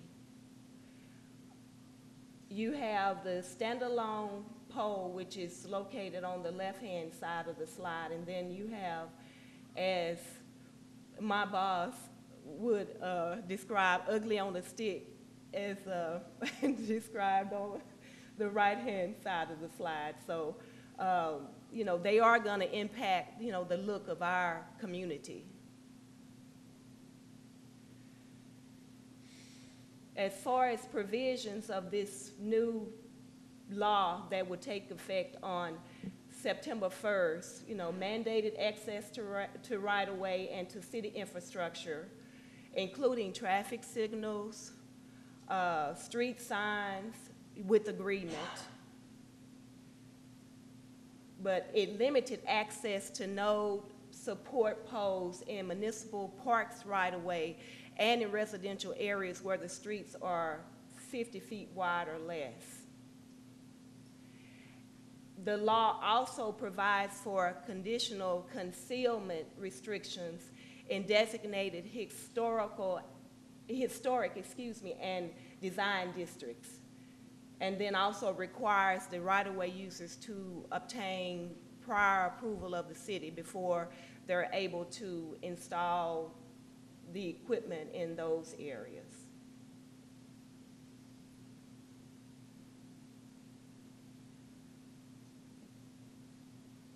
General installation requirements. Network nodes and node support poles shall not obstruct, impede, or hinder the usual traffic or public safety on a public right-of-way, obstruct the legal use of a public right-of-way by other utility providers, violate or conflict with a municipality's publicly disclosed right-of-way design specifications, which is one of the reasons why we're wanting to implement this new right-of-way ordinance change prior to September 1st, or violate the Federal Americans with Disabilities Act of 1990. The poles cannot exceed 55 feet in height, and equipment must be 8 feet above grade or ground and comply with the design manual. There is a permitting process that we will be putting into effect to regulate the permits, the small cell permits. However, routine maintenance without excavation or closing sidewalks or vehicle lanes or replacing or upgrading equipment is not subject to a permit. But permit applications made beginning on September 1st will be subject to whatever regulations we have in place on that date. And cities are prohibited by the state statute from placing a moratorium on the small cell networks. The law has designated deadlines that the cities must meet in order to review the applications. We basically have 30 days to determine the completeness of an application, 60 days to approve or deny, and if we don't act within the time frames that are stated by state law, then the permit is deemed approved. So it's very important, and the city will definitely ensure that we meet all of the statutory deadlines for approving these permits. On node support poles, we have 30 days to determine completeness of the application and 150 days to approve or deny. And then with transfer facility, that's the fiber, that's the connection between the macro tower and the micro tower. We have 10 days to determine completeness of the application and 21 days to approve or deny the application, or the permit is deemed approved. The legislature has dictated the fees that we're able to charge for these types of facilities. The annual public right-of-way fee for use of the right-of-way is $250 times the number of network nodes installed in the city's right-of-way. Then the monthly public right-of-way fee for transport facilities, that's the fiber, is 28 times the number of network nodes installed in the city's right-of-way. There is an application fee of $500 for up to 5 network nodes and $250 for each additional network node. And then there's an application fee for a new node support pole of $1,000 per pole. And then if they're wanting to connect to the city's owned pole, then that fee is $20 per year, per service pole.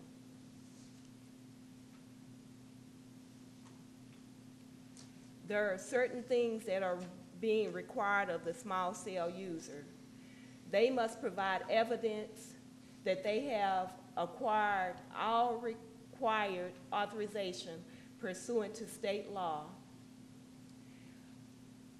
They must certify that the proposed network node is actually in active commercial service no later than 60 days after the network node is complete. And that's to ensure that we don't have a lot of network nodes installed in the public right-of-way which actually are not operable. And abandoned equipment must be removed within 90 days of notification from the city to remove the equipment. And there are penalties, fines not to exceed $2,000 for violation of the article.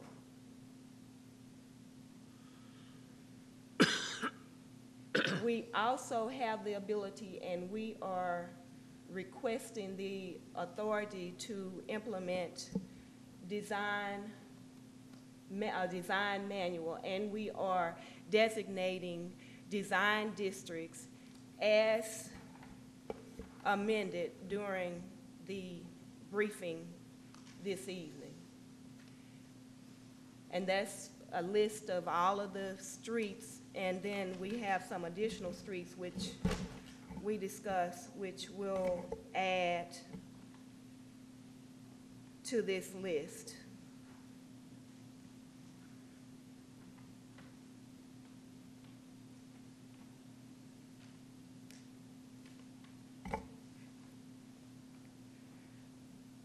Redbird Lane, Hill City from Redbird Lane to Camp Wisdom. The downtown district will be added, among others, to the designated design districts.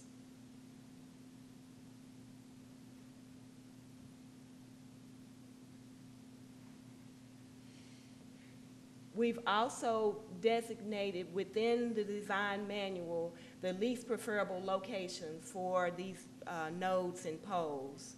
Residential areas and parks and historic district and design districts are the least preferable locations for obvious reasons. Most preferable locations include industrial areas, highway rights-of-way, if not adjacent to municipal park, residential areas, historic districts or design districts, and then retail and commercial areas. Network providers will also ensure that nodes and poles do not obstruct, impede, or hinder the usual traffic or public safety on a public right-of-way, obstruct the legal use of a right-of-way by other utility providers, or violate our right-of-way management ordinance. The design manual also calls for concealment in design districts and in historic districts. New node support poles must be camouflaged. And this is to ensure the aesthetics of the area and consistency with the areas in which these particular areas in which these equipment will be installed.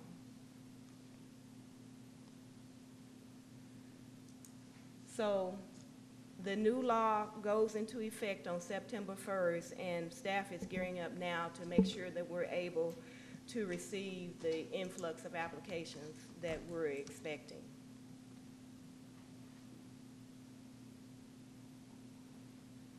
Are there any questions? Bottom line, what's the difference in revenue? That's, I mean, beside from the fact that it's ugly and that they're taking away some of our jurisdiction, it's money. That is correct. On private property, we have leases that average around $2,000 a month. So, I mean, there is a significant difference in the cost that we're able to charge based upon the new law. So you're saying $2,000 a month times how many locations? How many do we have? She's talking about current leases that we have. Right. But under the small cell nodes, the state legislature is capping those fees, and they're significantly lower. Right. Got it. They're $250. So what are we losing? Because if we can charge $2,000 now, do we have some now? I'm assuming we have some. No, not on the small cells, because that as we mentioned earlier in the briefing session, we've had an application for one, and once the legislation goes into effect, if we don't have these regulations in place, they will be automatically approved. So we're trying to put these regulations in place to, one, manage our right-of-way, and then secondly, for the small cell nodes to be able to put restrictions on them and at least get them to be aesthetically pleasing in areas where we can, where we have that control. We cannot do that throughout the city because we don't have a logical reason or rational nexus to be able to do that. But in areas, where like the downtown district, areas where we don't want to see the right, ugly I got boxes, that. yeah. What I want to know is, so we don't have any right now? Not yet, but we will. Okay. We expect to have some. So we aren't going to lose any revenue. We're trying to just control the what That's can correct. happen. Yes, ma'am. Because I know most of the other cities do have them, and they are screaming about the kind of revenue they're going to lose. Yes, ma'am. We've been approached by one provider. However, we've not entered into any agreement with them. So the, $2,000 a month I referred to earlier was, not for the small cell towers. It was, for the regular cell towers. Got it. Well, bottom line on this thing is we're trying to get ahead of what the state legislature did to us. Heretofore, we could control the rate that we charged and really control where they went. That was stripped, that authority was stripped from the cities, and the legislature is now mandating all of this. They did give us a few outs about the aesthetics and what we could protect up to a certain point.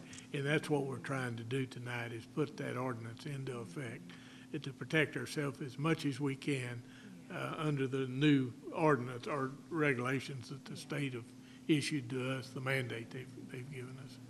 Cell phone providers tried to go through and get a lot of things that the city just flat did not want because they're ugly but they wanted control of the right-of-ways, so they couldn't get them from the city, so they went down to the state legislature and got them to strip the power from the cities, and now they're ordering in all of this stuff. So we're just trying to protect ourselves.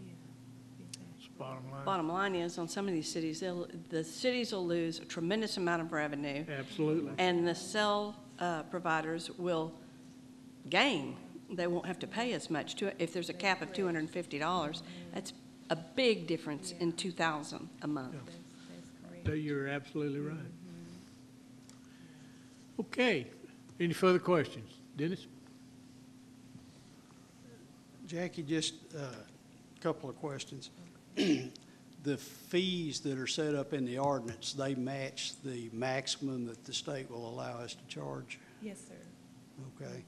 And I have a question about, maybe I just didn't understand it right, but the 8-foot clearance from grade from the ground, any other utilities 14.5 feet. Where did the 8 foot come from? From But that's not the pole height itself, that's the equipment. Yeah, the other that'd associated be the equipment. bottom of the equipment. Yes, sir. Yeah, and I just don't understand, because any other utility is got to be at least 14 and a half feet up. So That's part of the problem too, is that the legislature is allowing them to go lower on the poles. And they can put those on our street lights and put them very low. 8-foot clearance is not very much. Right. But it's happening in several areas down at the state right now. This is just one example of what's happening. So we do the best we can. We exist because of a charter issued by the state, and they reserve the right to do anything they want with the city. Well, I predict there'll be a lot of their equipment tore up and get hit by trucks and everything else just driving down the streets. They can fix it then.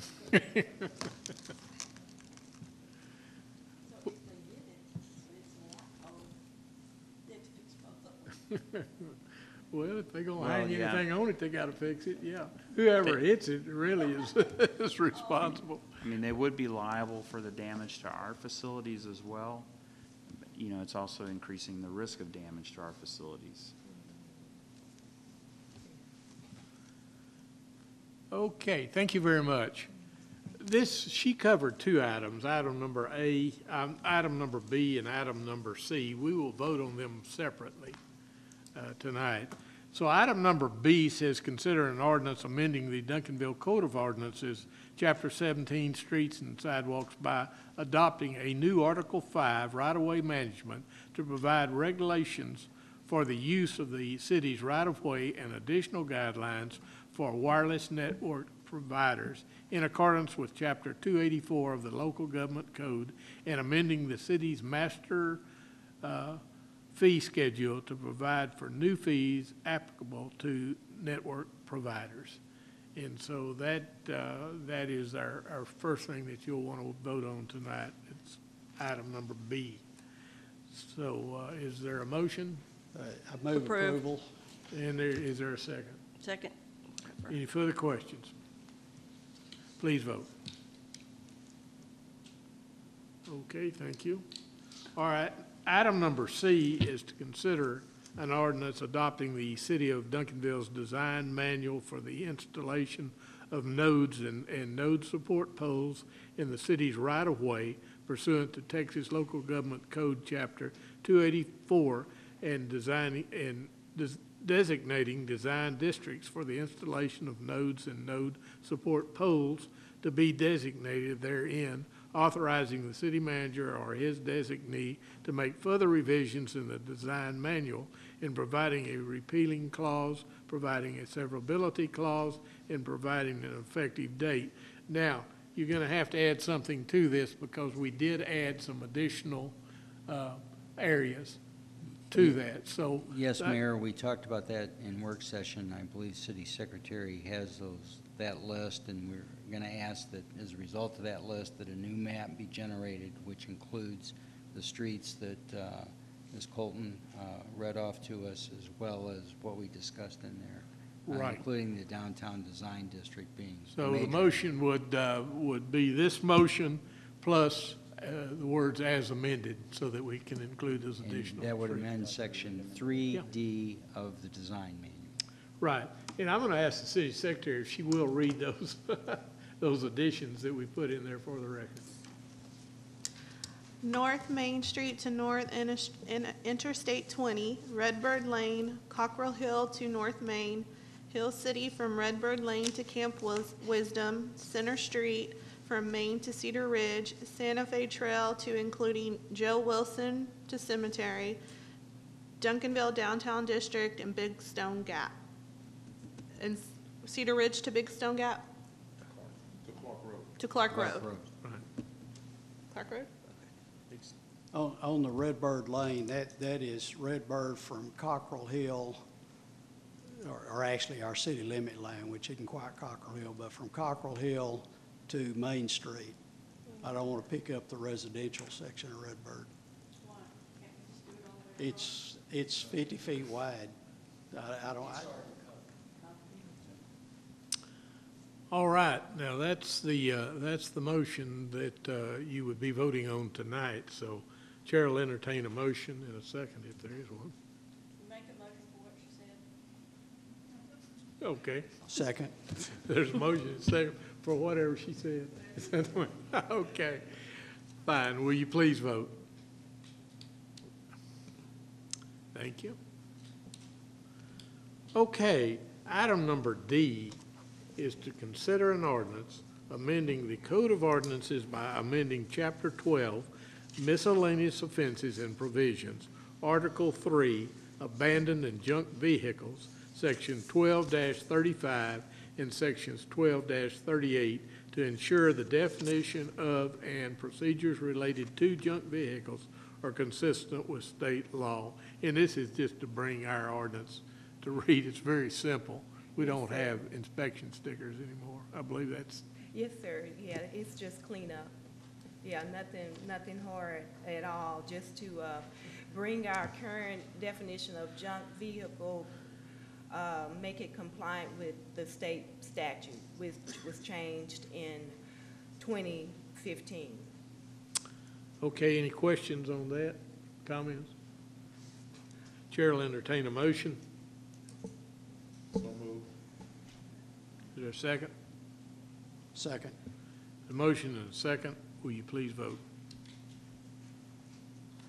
Okay, thank you. Item number E is to consider appointments to various boards and commissions, including City Planning and Zoning Commission, Board of Adjustment, Duncanville Community and Economic Development Corporation Board, Park and Recreation Advisory Board, Library Advisory Board, Sign Control Board, Keep Duncanville Beautiful Board, Multicultural Social Engagement Partnership, Neighborhood Vitality Commission, and the Duncanville Senior Advocacy Commission. We have met, we have discussed, we have a list in your packet of the appointments in terms of the appointment. There are 3 or 4 vacancies that we do not have filled at this time. We can do that at a later date, and we'll work on that. But tonight, it will be this list of boards and board members that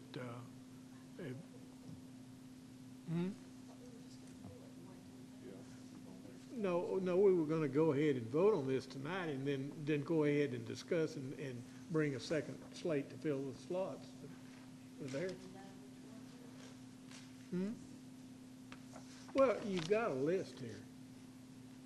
And we can go ahead and appoint all of those tonight. And then there are about 4 or 5 vacancies on various boards here that we will discuss and select board members, and then we'll bring them back.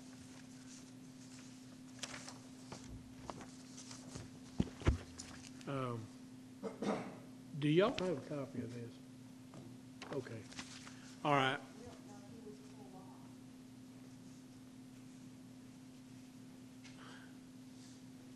Can we, there were a couple of them that were pulled off because they still had, they owed the city fines and I would rather not say their names in public, but I'd be glad to provide them to you as soon as the meeting's over.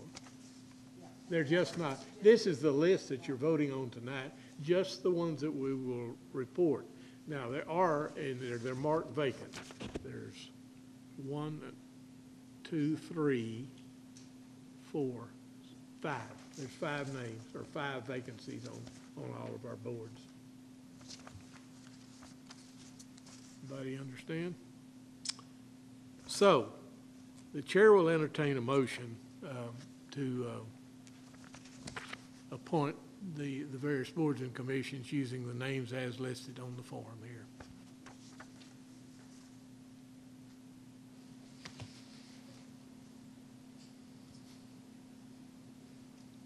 Don't everybody speak at once? Yeah. I'll move that we make the appointments to the various boards and commissions that are listed on the list that we have here. Second. City Secretary, do you have the names? Do you have this list? If you want to read those, read the board and the appointment. Got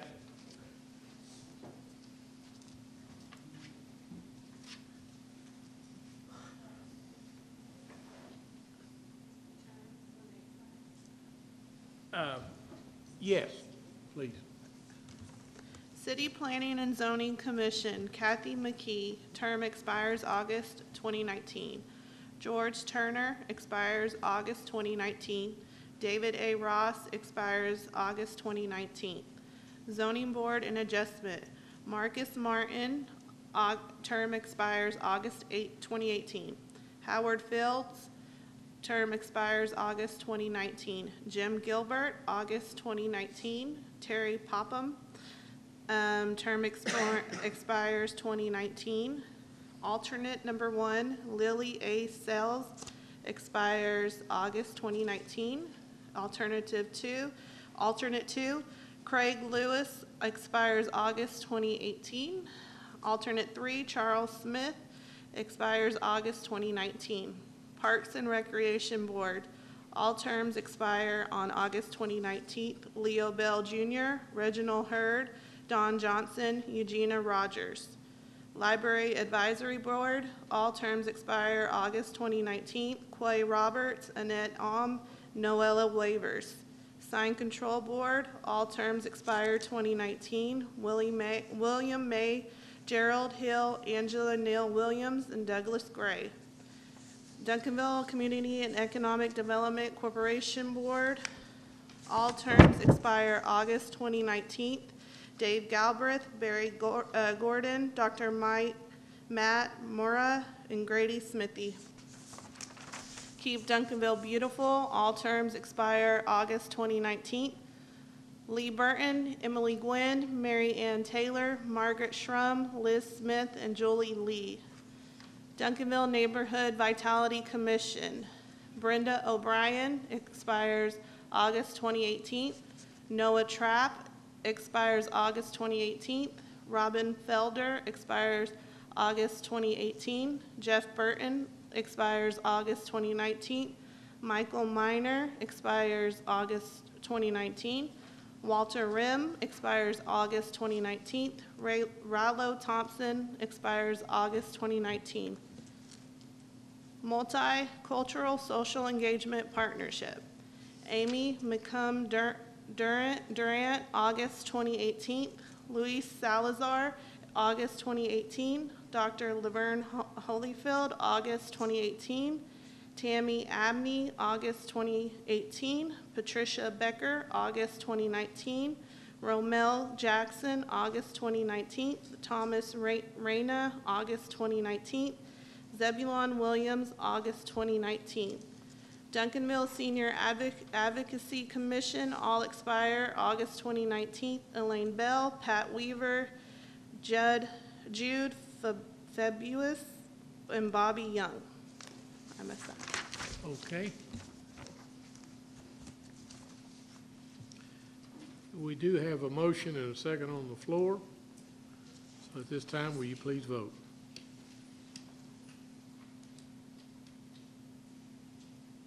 Okay, thank you very much.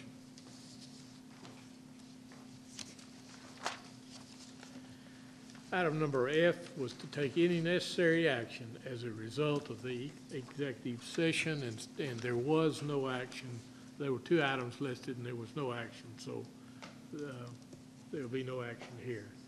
Item number 6A, Economic Development Quarterly Report.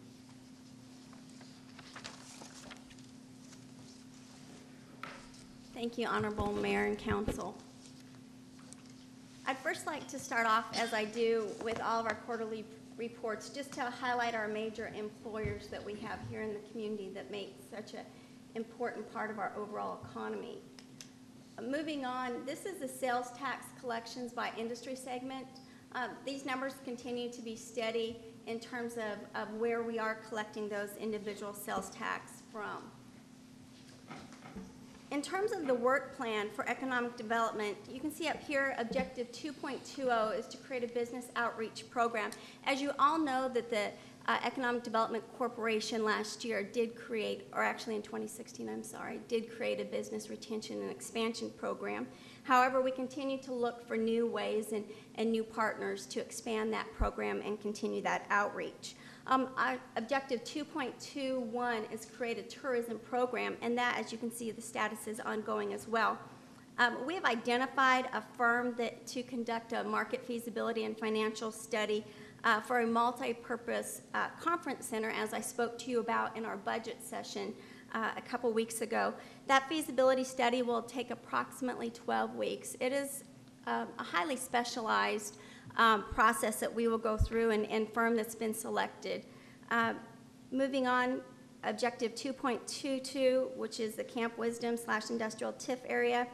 As the council knows, that TIF 1 has been created and that is complete. As you all know as well, that the financing plan as well as the project plan was approved by City Council, and last month the TIF board approved or appointed Barry Gordon as the Vice President.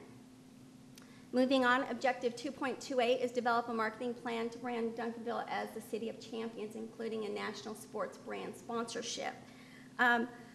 We have narrowed the selection down, staff has narrowed the selection down to 2 firms that specialize in municipal development of municipal logos and branding. And so here in the near future, we'll be bringing those 2 firms back to council for consideration during a briefing session to decide which firm that the council would like to select in moving forward with that process. In terms of the developing of the logo, that'll take 12 to 14 weeks. And as I said in a previous council meeting, that'll include council, stakeholders, as well as community engagement in that overall process. Moving on, here's the number for the economic development, business, developer, and property owner engagements for the year, and we keep our running total, as you all know. For existing businesses, as you can see, for 2017, we are at 27. Developers and new business prospects, we're at 2019. This includes different manufacturer leads that we've had, restaurants and entertainment venues that we've been working with. In terms of property owners and property managers, that equates to 14, as you can see, for the 2017. And this is based on a calendar year, so you will continue to see those numbers increase over the next few months to finish out the year. Moving forward, one of the things I thought was really important was to discuss the business and developer recruitment process with council. I know that some have had some questions here in the past, but before we do that, we really need to, it's important to understand what really, before we get to that process, what really creates Duncanville's trade area, as well as our competition that we do have for different businesses, whether they be manufacturers, retail or restaurants. First of all, a trade area is a geographic area from which a community generates the majority of its sales. So where's Duncanville's trade area? As you can see, our primary trade area, in addition to our community, includes Cedar Hill, Lancaster, DeSoto, Glen Heights, and Ovilla. And so what we've been able to determine by using the Buxton Company, which is a leading retail recruitment company, they've been able to, through surveys, through credit card receipts, and through drive times, have been able to identify these different communities as where a number of our customers do come from, or the majority of our customers do come from.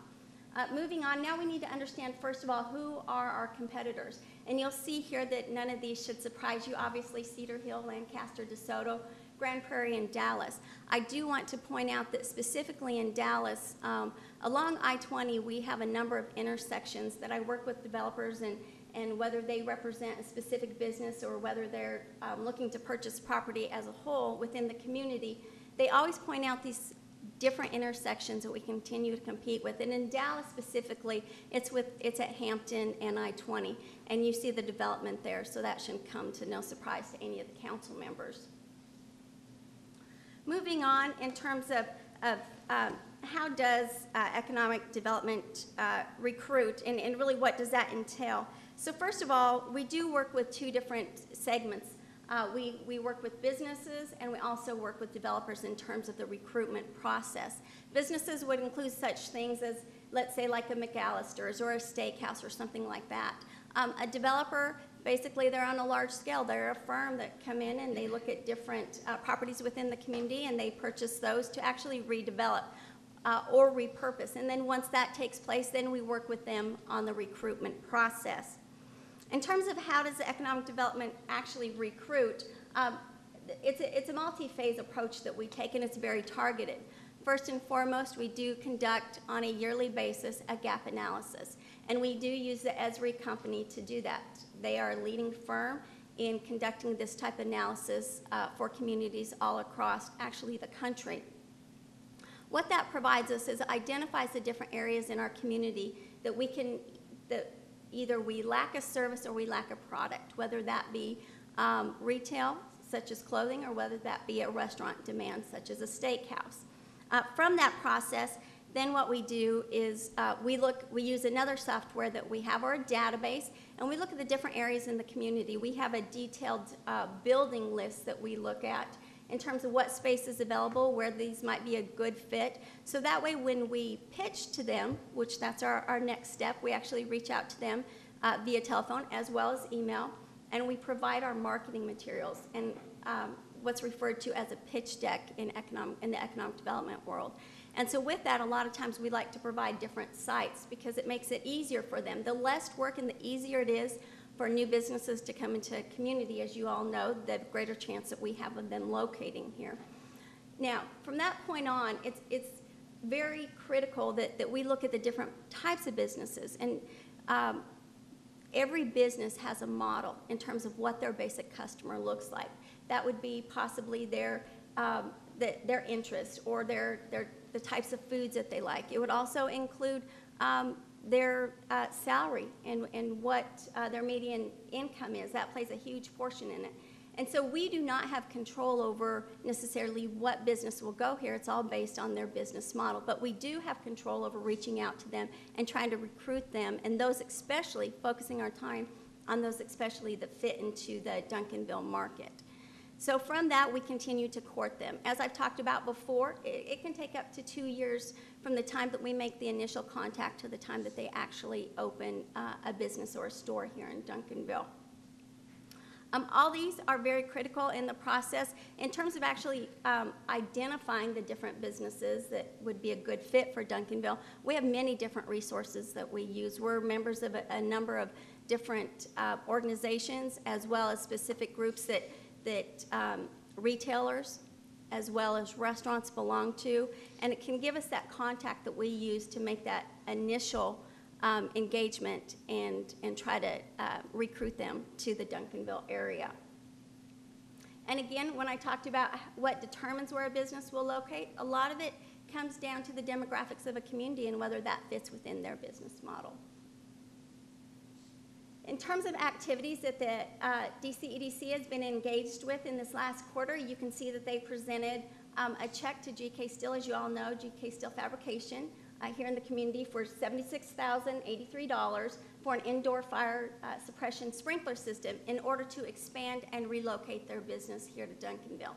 And they brought approximately 17 positions, as well as if you were to drive by, they are on Mercury and look at their facility, you can see that the amount of investment that they put into the community, and also the facade enhancements that really make a tremendous difference to that area.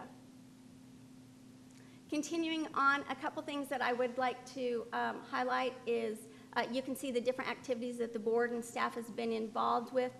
One of the things, and this is something that the board talks about on a regular basis, is staff did attend the Texas Economic Development Conference in Plano, Texas, and a couple of things that we're really seeing in the market is and have been as a trend in terms of restaurants and retail. First of all, with restaurants over the last 2 years, or actually more like 5, we've seen a real decrease in the size.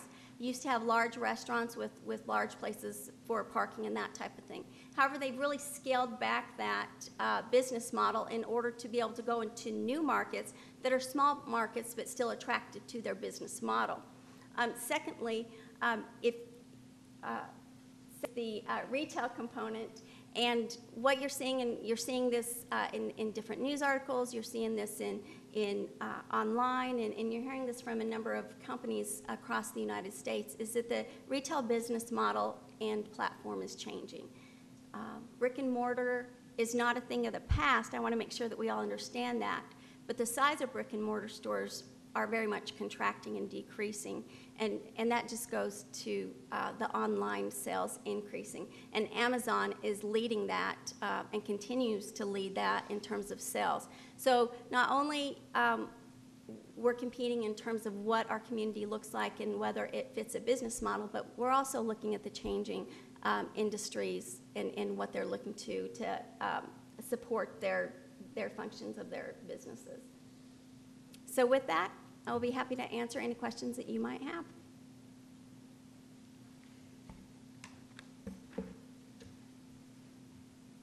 Go ahead.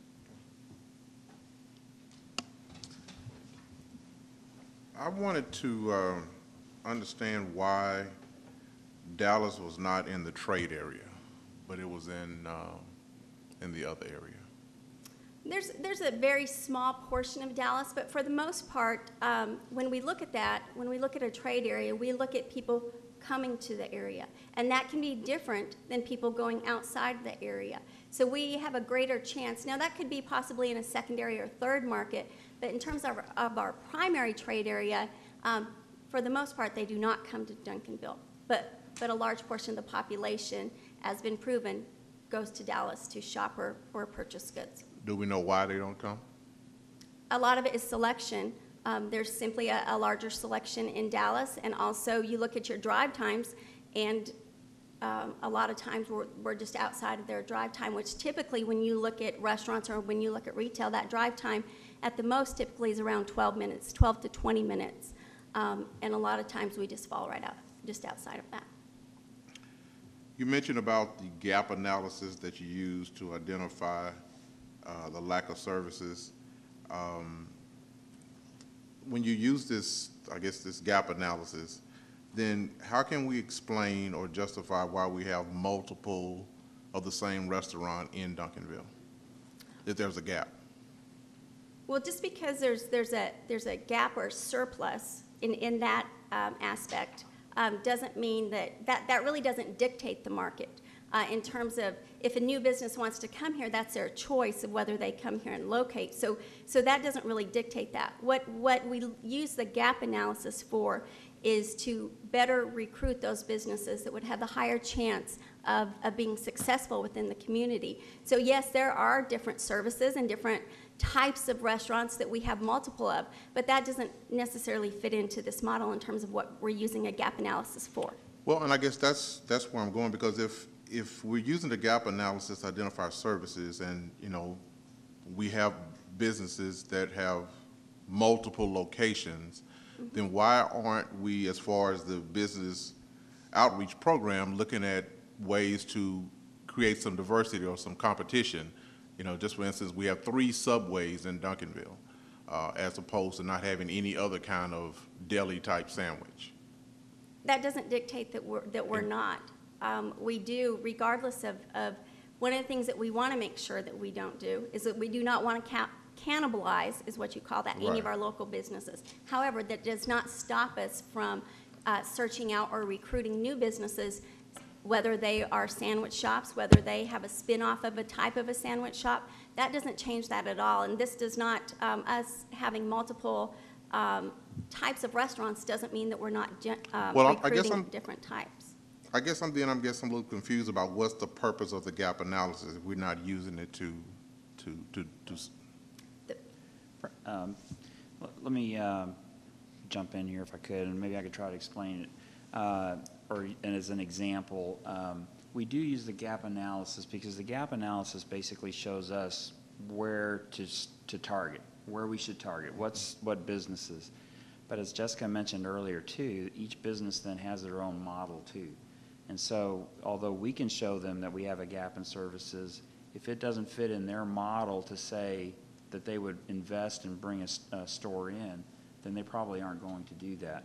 A previous city that I was in, We did the same thing. We looked at retail and where we had gap analysis, and we had a very large city, but there were some restaurants, for example, picking that sector, that even as large as we were, and even being able to show that we had a need for that, or that there was that particular food type was not represented, it didn't fit their model, and they weren't willing to come into our city anyway. So even though we would try, it's their choice ultimately. And I think that's what we're trying to say, is we use the gap analysis to most efficiently utilize our resources and who we're trying to recruit. But at the end of the day, it's their decision whether they're going to come or not. You know, good prime example of that, you use Subway. Subway determines where they're going to put restaurants and how many. And the operators would love to have one or two Subways, but Subway said they were going to put a third one in where they put it, and they're possibly looking at a fourth one, because that's what their study indicates they need for this area. So we really don't have a whole lot of control over that. So you said the process takes about 2 years. What's going on in those 2 years that, Why does it take 2 yeah, years? why does it take 2 years? Well, the first thing that they do is when they first come in, they tour the community. And they might make 2 or 3 trips back to the community in terms of actually physically looking at different factors in the community. What does it look like?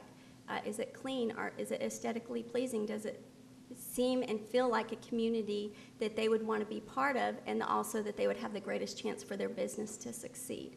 After that, they work with many land developers, and a lot of times they work with brokers and realtors in terms of securing their site that they want.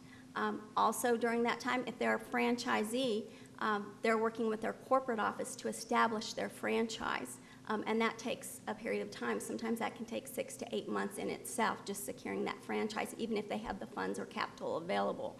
From that point, then they usually start working with their architects, and they develop plans and a site layout, how they want it to look. And then they engage the city and the Public Works Department and planning, and then they go through that process in terms of getting that site approved, making sure all their business, their building and everything in it, all their equipment meet code. And so that's how come all that does take a considerable amount of time. Thank you.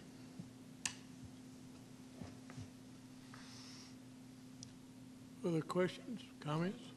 Oh, I'm sorry. Go ahead.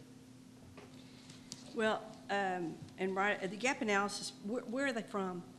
Esri? Mm-hmm. It is a national company. I don't know the exact city. I don't know. Chastity, do you know? In California, but they do analysis for the entire United States, all across the United States. I've seen them before at TML or whatever, but we've got some things like when you're talking about, we absolutely pull from Dallas. Costco, the closest one is Arlington. These are things that people from out of state don't know. Papados, the closest one is Arlington or Oak Lawn and Dallas. We pull from Dallas. Winco, the #1 store out of all their stores. We beat McKinney and Louisville. The 99-cent only store. Some of you that have never been there, they sell produce. At Christmas time, you can buy strawberries because they have trucks coming in every other day bringing produce. Absolutely. I've stopped and asked people. They're from Dallas coming in there buying. They're opening a new one in Arlington. The closest one from here is Live Oak. They used to have one on Beltline in Irving, and the Aldi store got the lease. They weren't fast enough to get it, but we absolutely pull from Dallas. I ask people in stores, do you live in Duncanville? And they usually say, no, Dallas. They're coming from Dallas to shop here. Now, I think we need to have other things, obviously, but those are just the ones that I can jot down right here off the top of my head. If you don't live here and shop here and know and ask people, Dallas is shopping here. For these things, these are just the 4 that I could think of. And that doesn't include, I'm sure, a lot of places that I haven't included on here. But those are big, big places. The 99-cent only store is the one on Camp Wisdom. And they get, when like Kraft or somebody introduces a new product, they have it in the store for 99 cents. And you think, oh, I like this. Next time you buy it, it may be $10 or $15, or $6 or $7. So we do have some, and I know, I ask people in the store, I just say, do you live in Duncanville? And they'll say, no, Dallas. So they are coming in here from Dallas. We got to figure out how to obviously find other, like more restaurants and other things that they want to come to. Where are we with Papacitas? Actually, Papados was actually looking at a Papa's Barbecue. And as Duncanville knows, they develop on their own time. So at this point, they are not in the development process. They have submitted plans, initial plans to Public Works, but they have not moved forward yet with those plans. Well, and their headquarters are in Houston, so that one absolutely should look at our demographics, and we would qualify, I would think. Not for more barbecue, but their Papacitas would absolutely. And usually that's what they locate, is a Papacitas next to a Papados. And they continue to monitor our market. The Papados does very well here. Oh, I know. Those of us that go there, you can see it. You know, so, but, you know, I don't know where they're getting their data or whatever, but absolutely these stores are pulling Dallas more than anybody else. I don't know.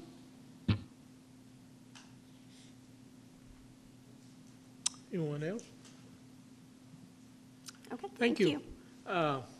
That was the last agenda item that we had tonight, so it's 8:46 and we stand adjourned.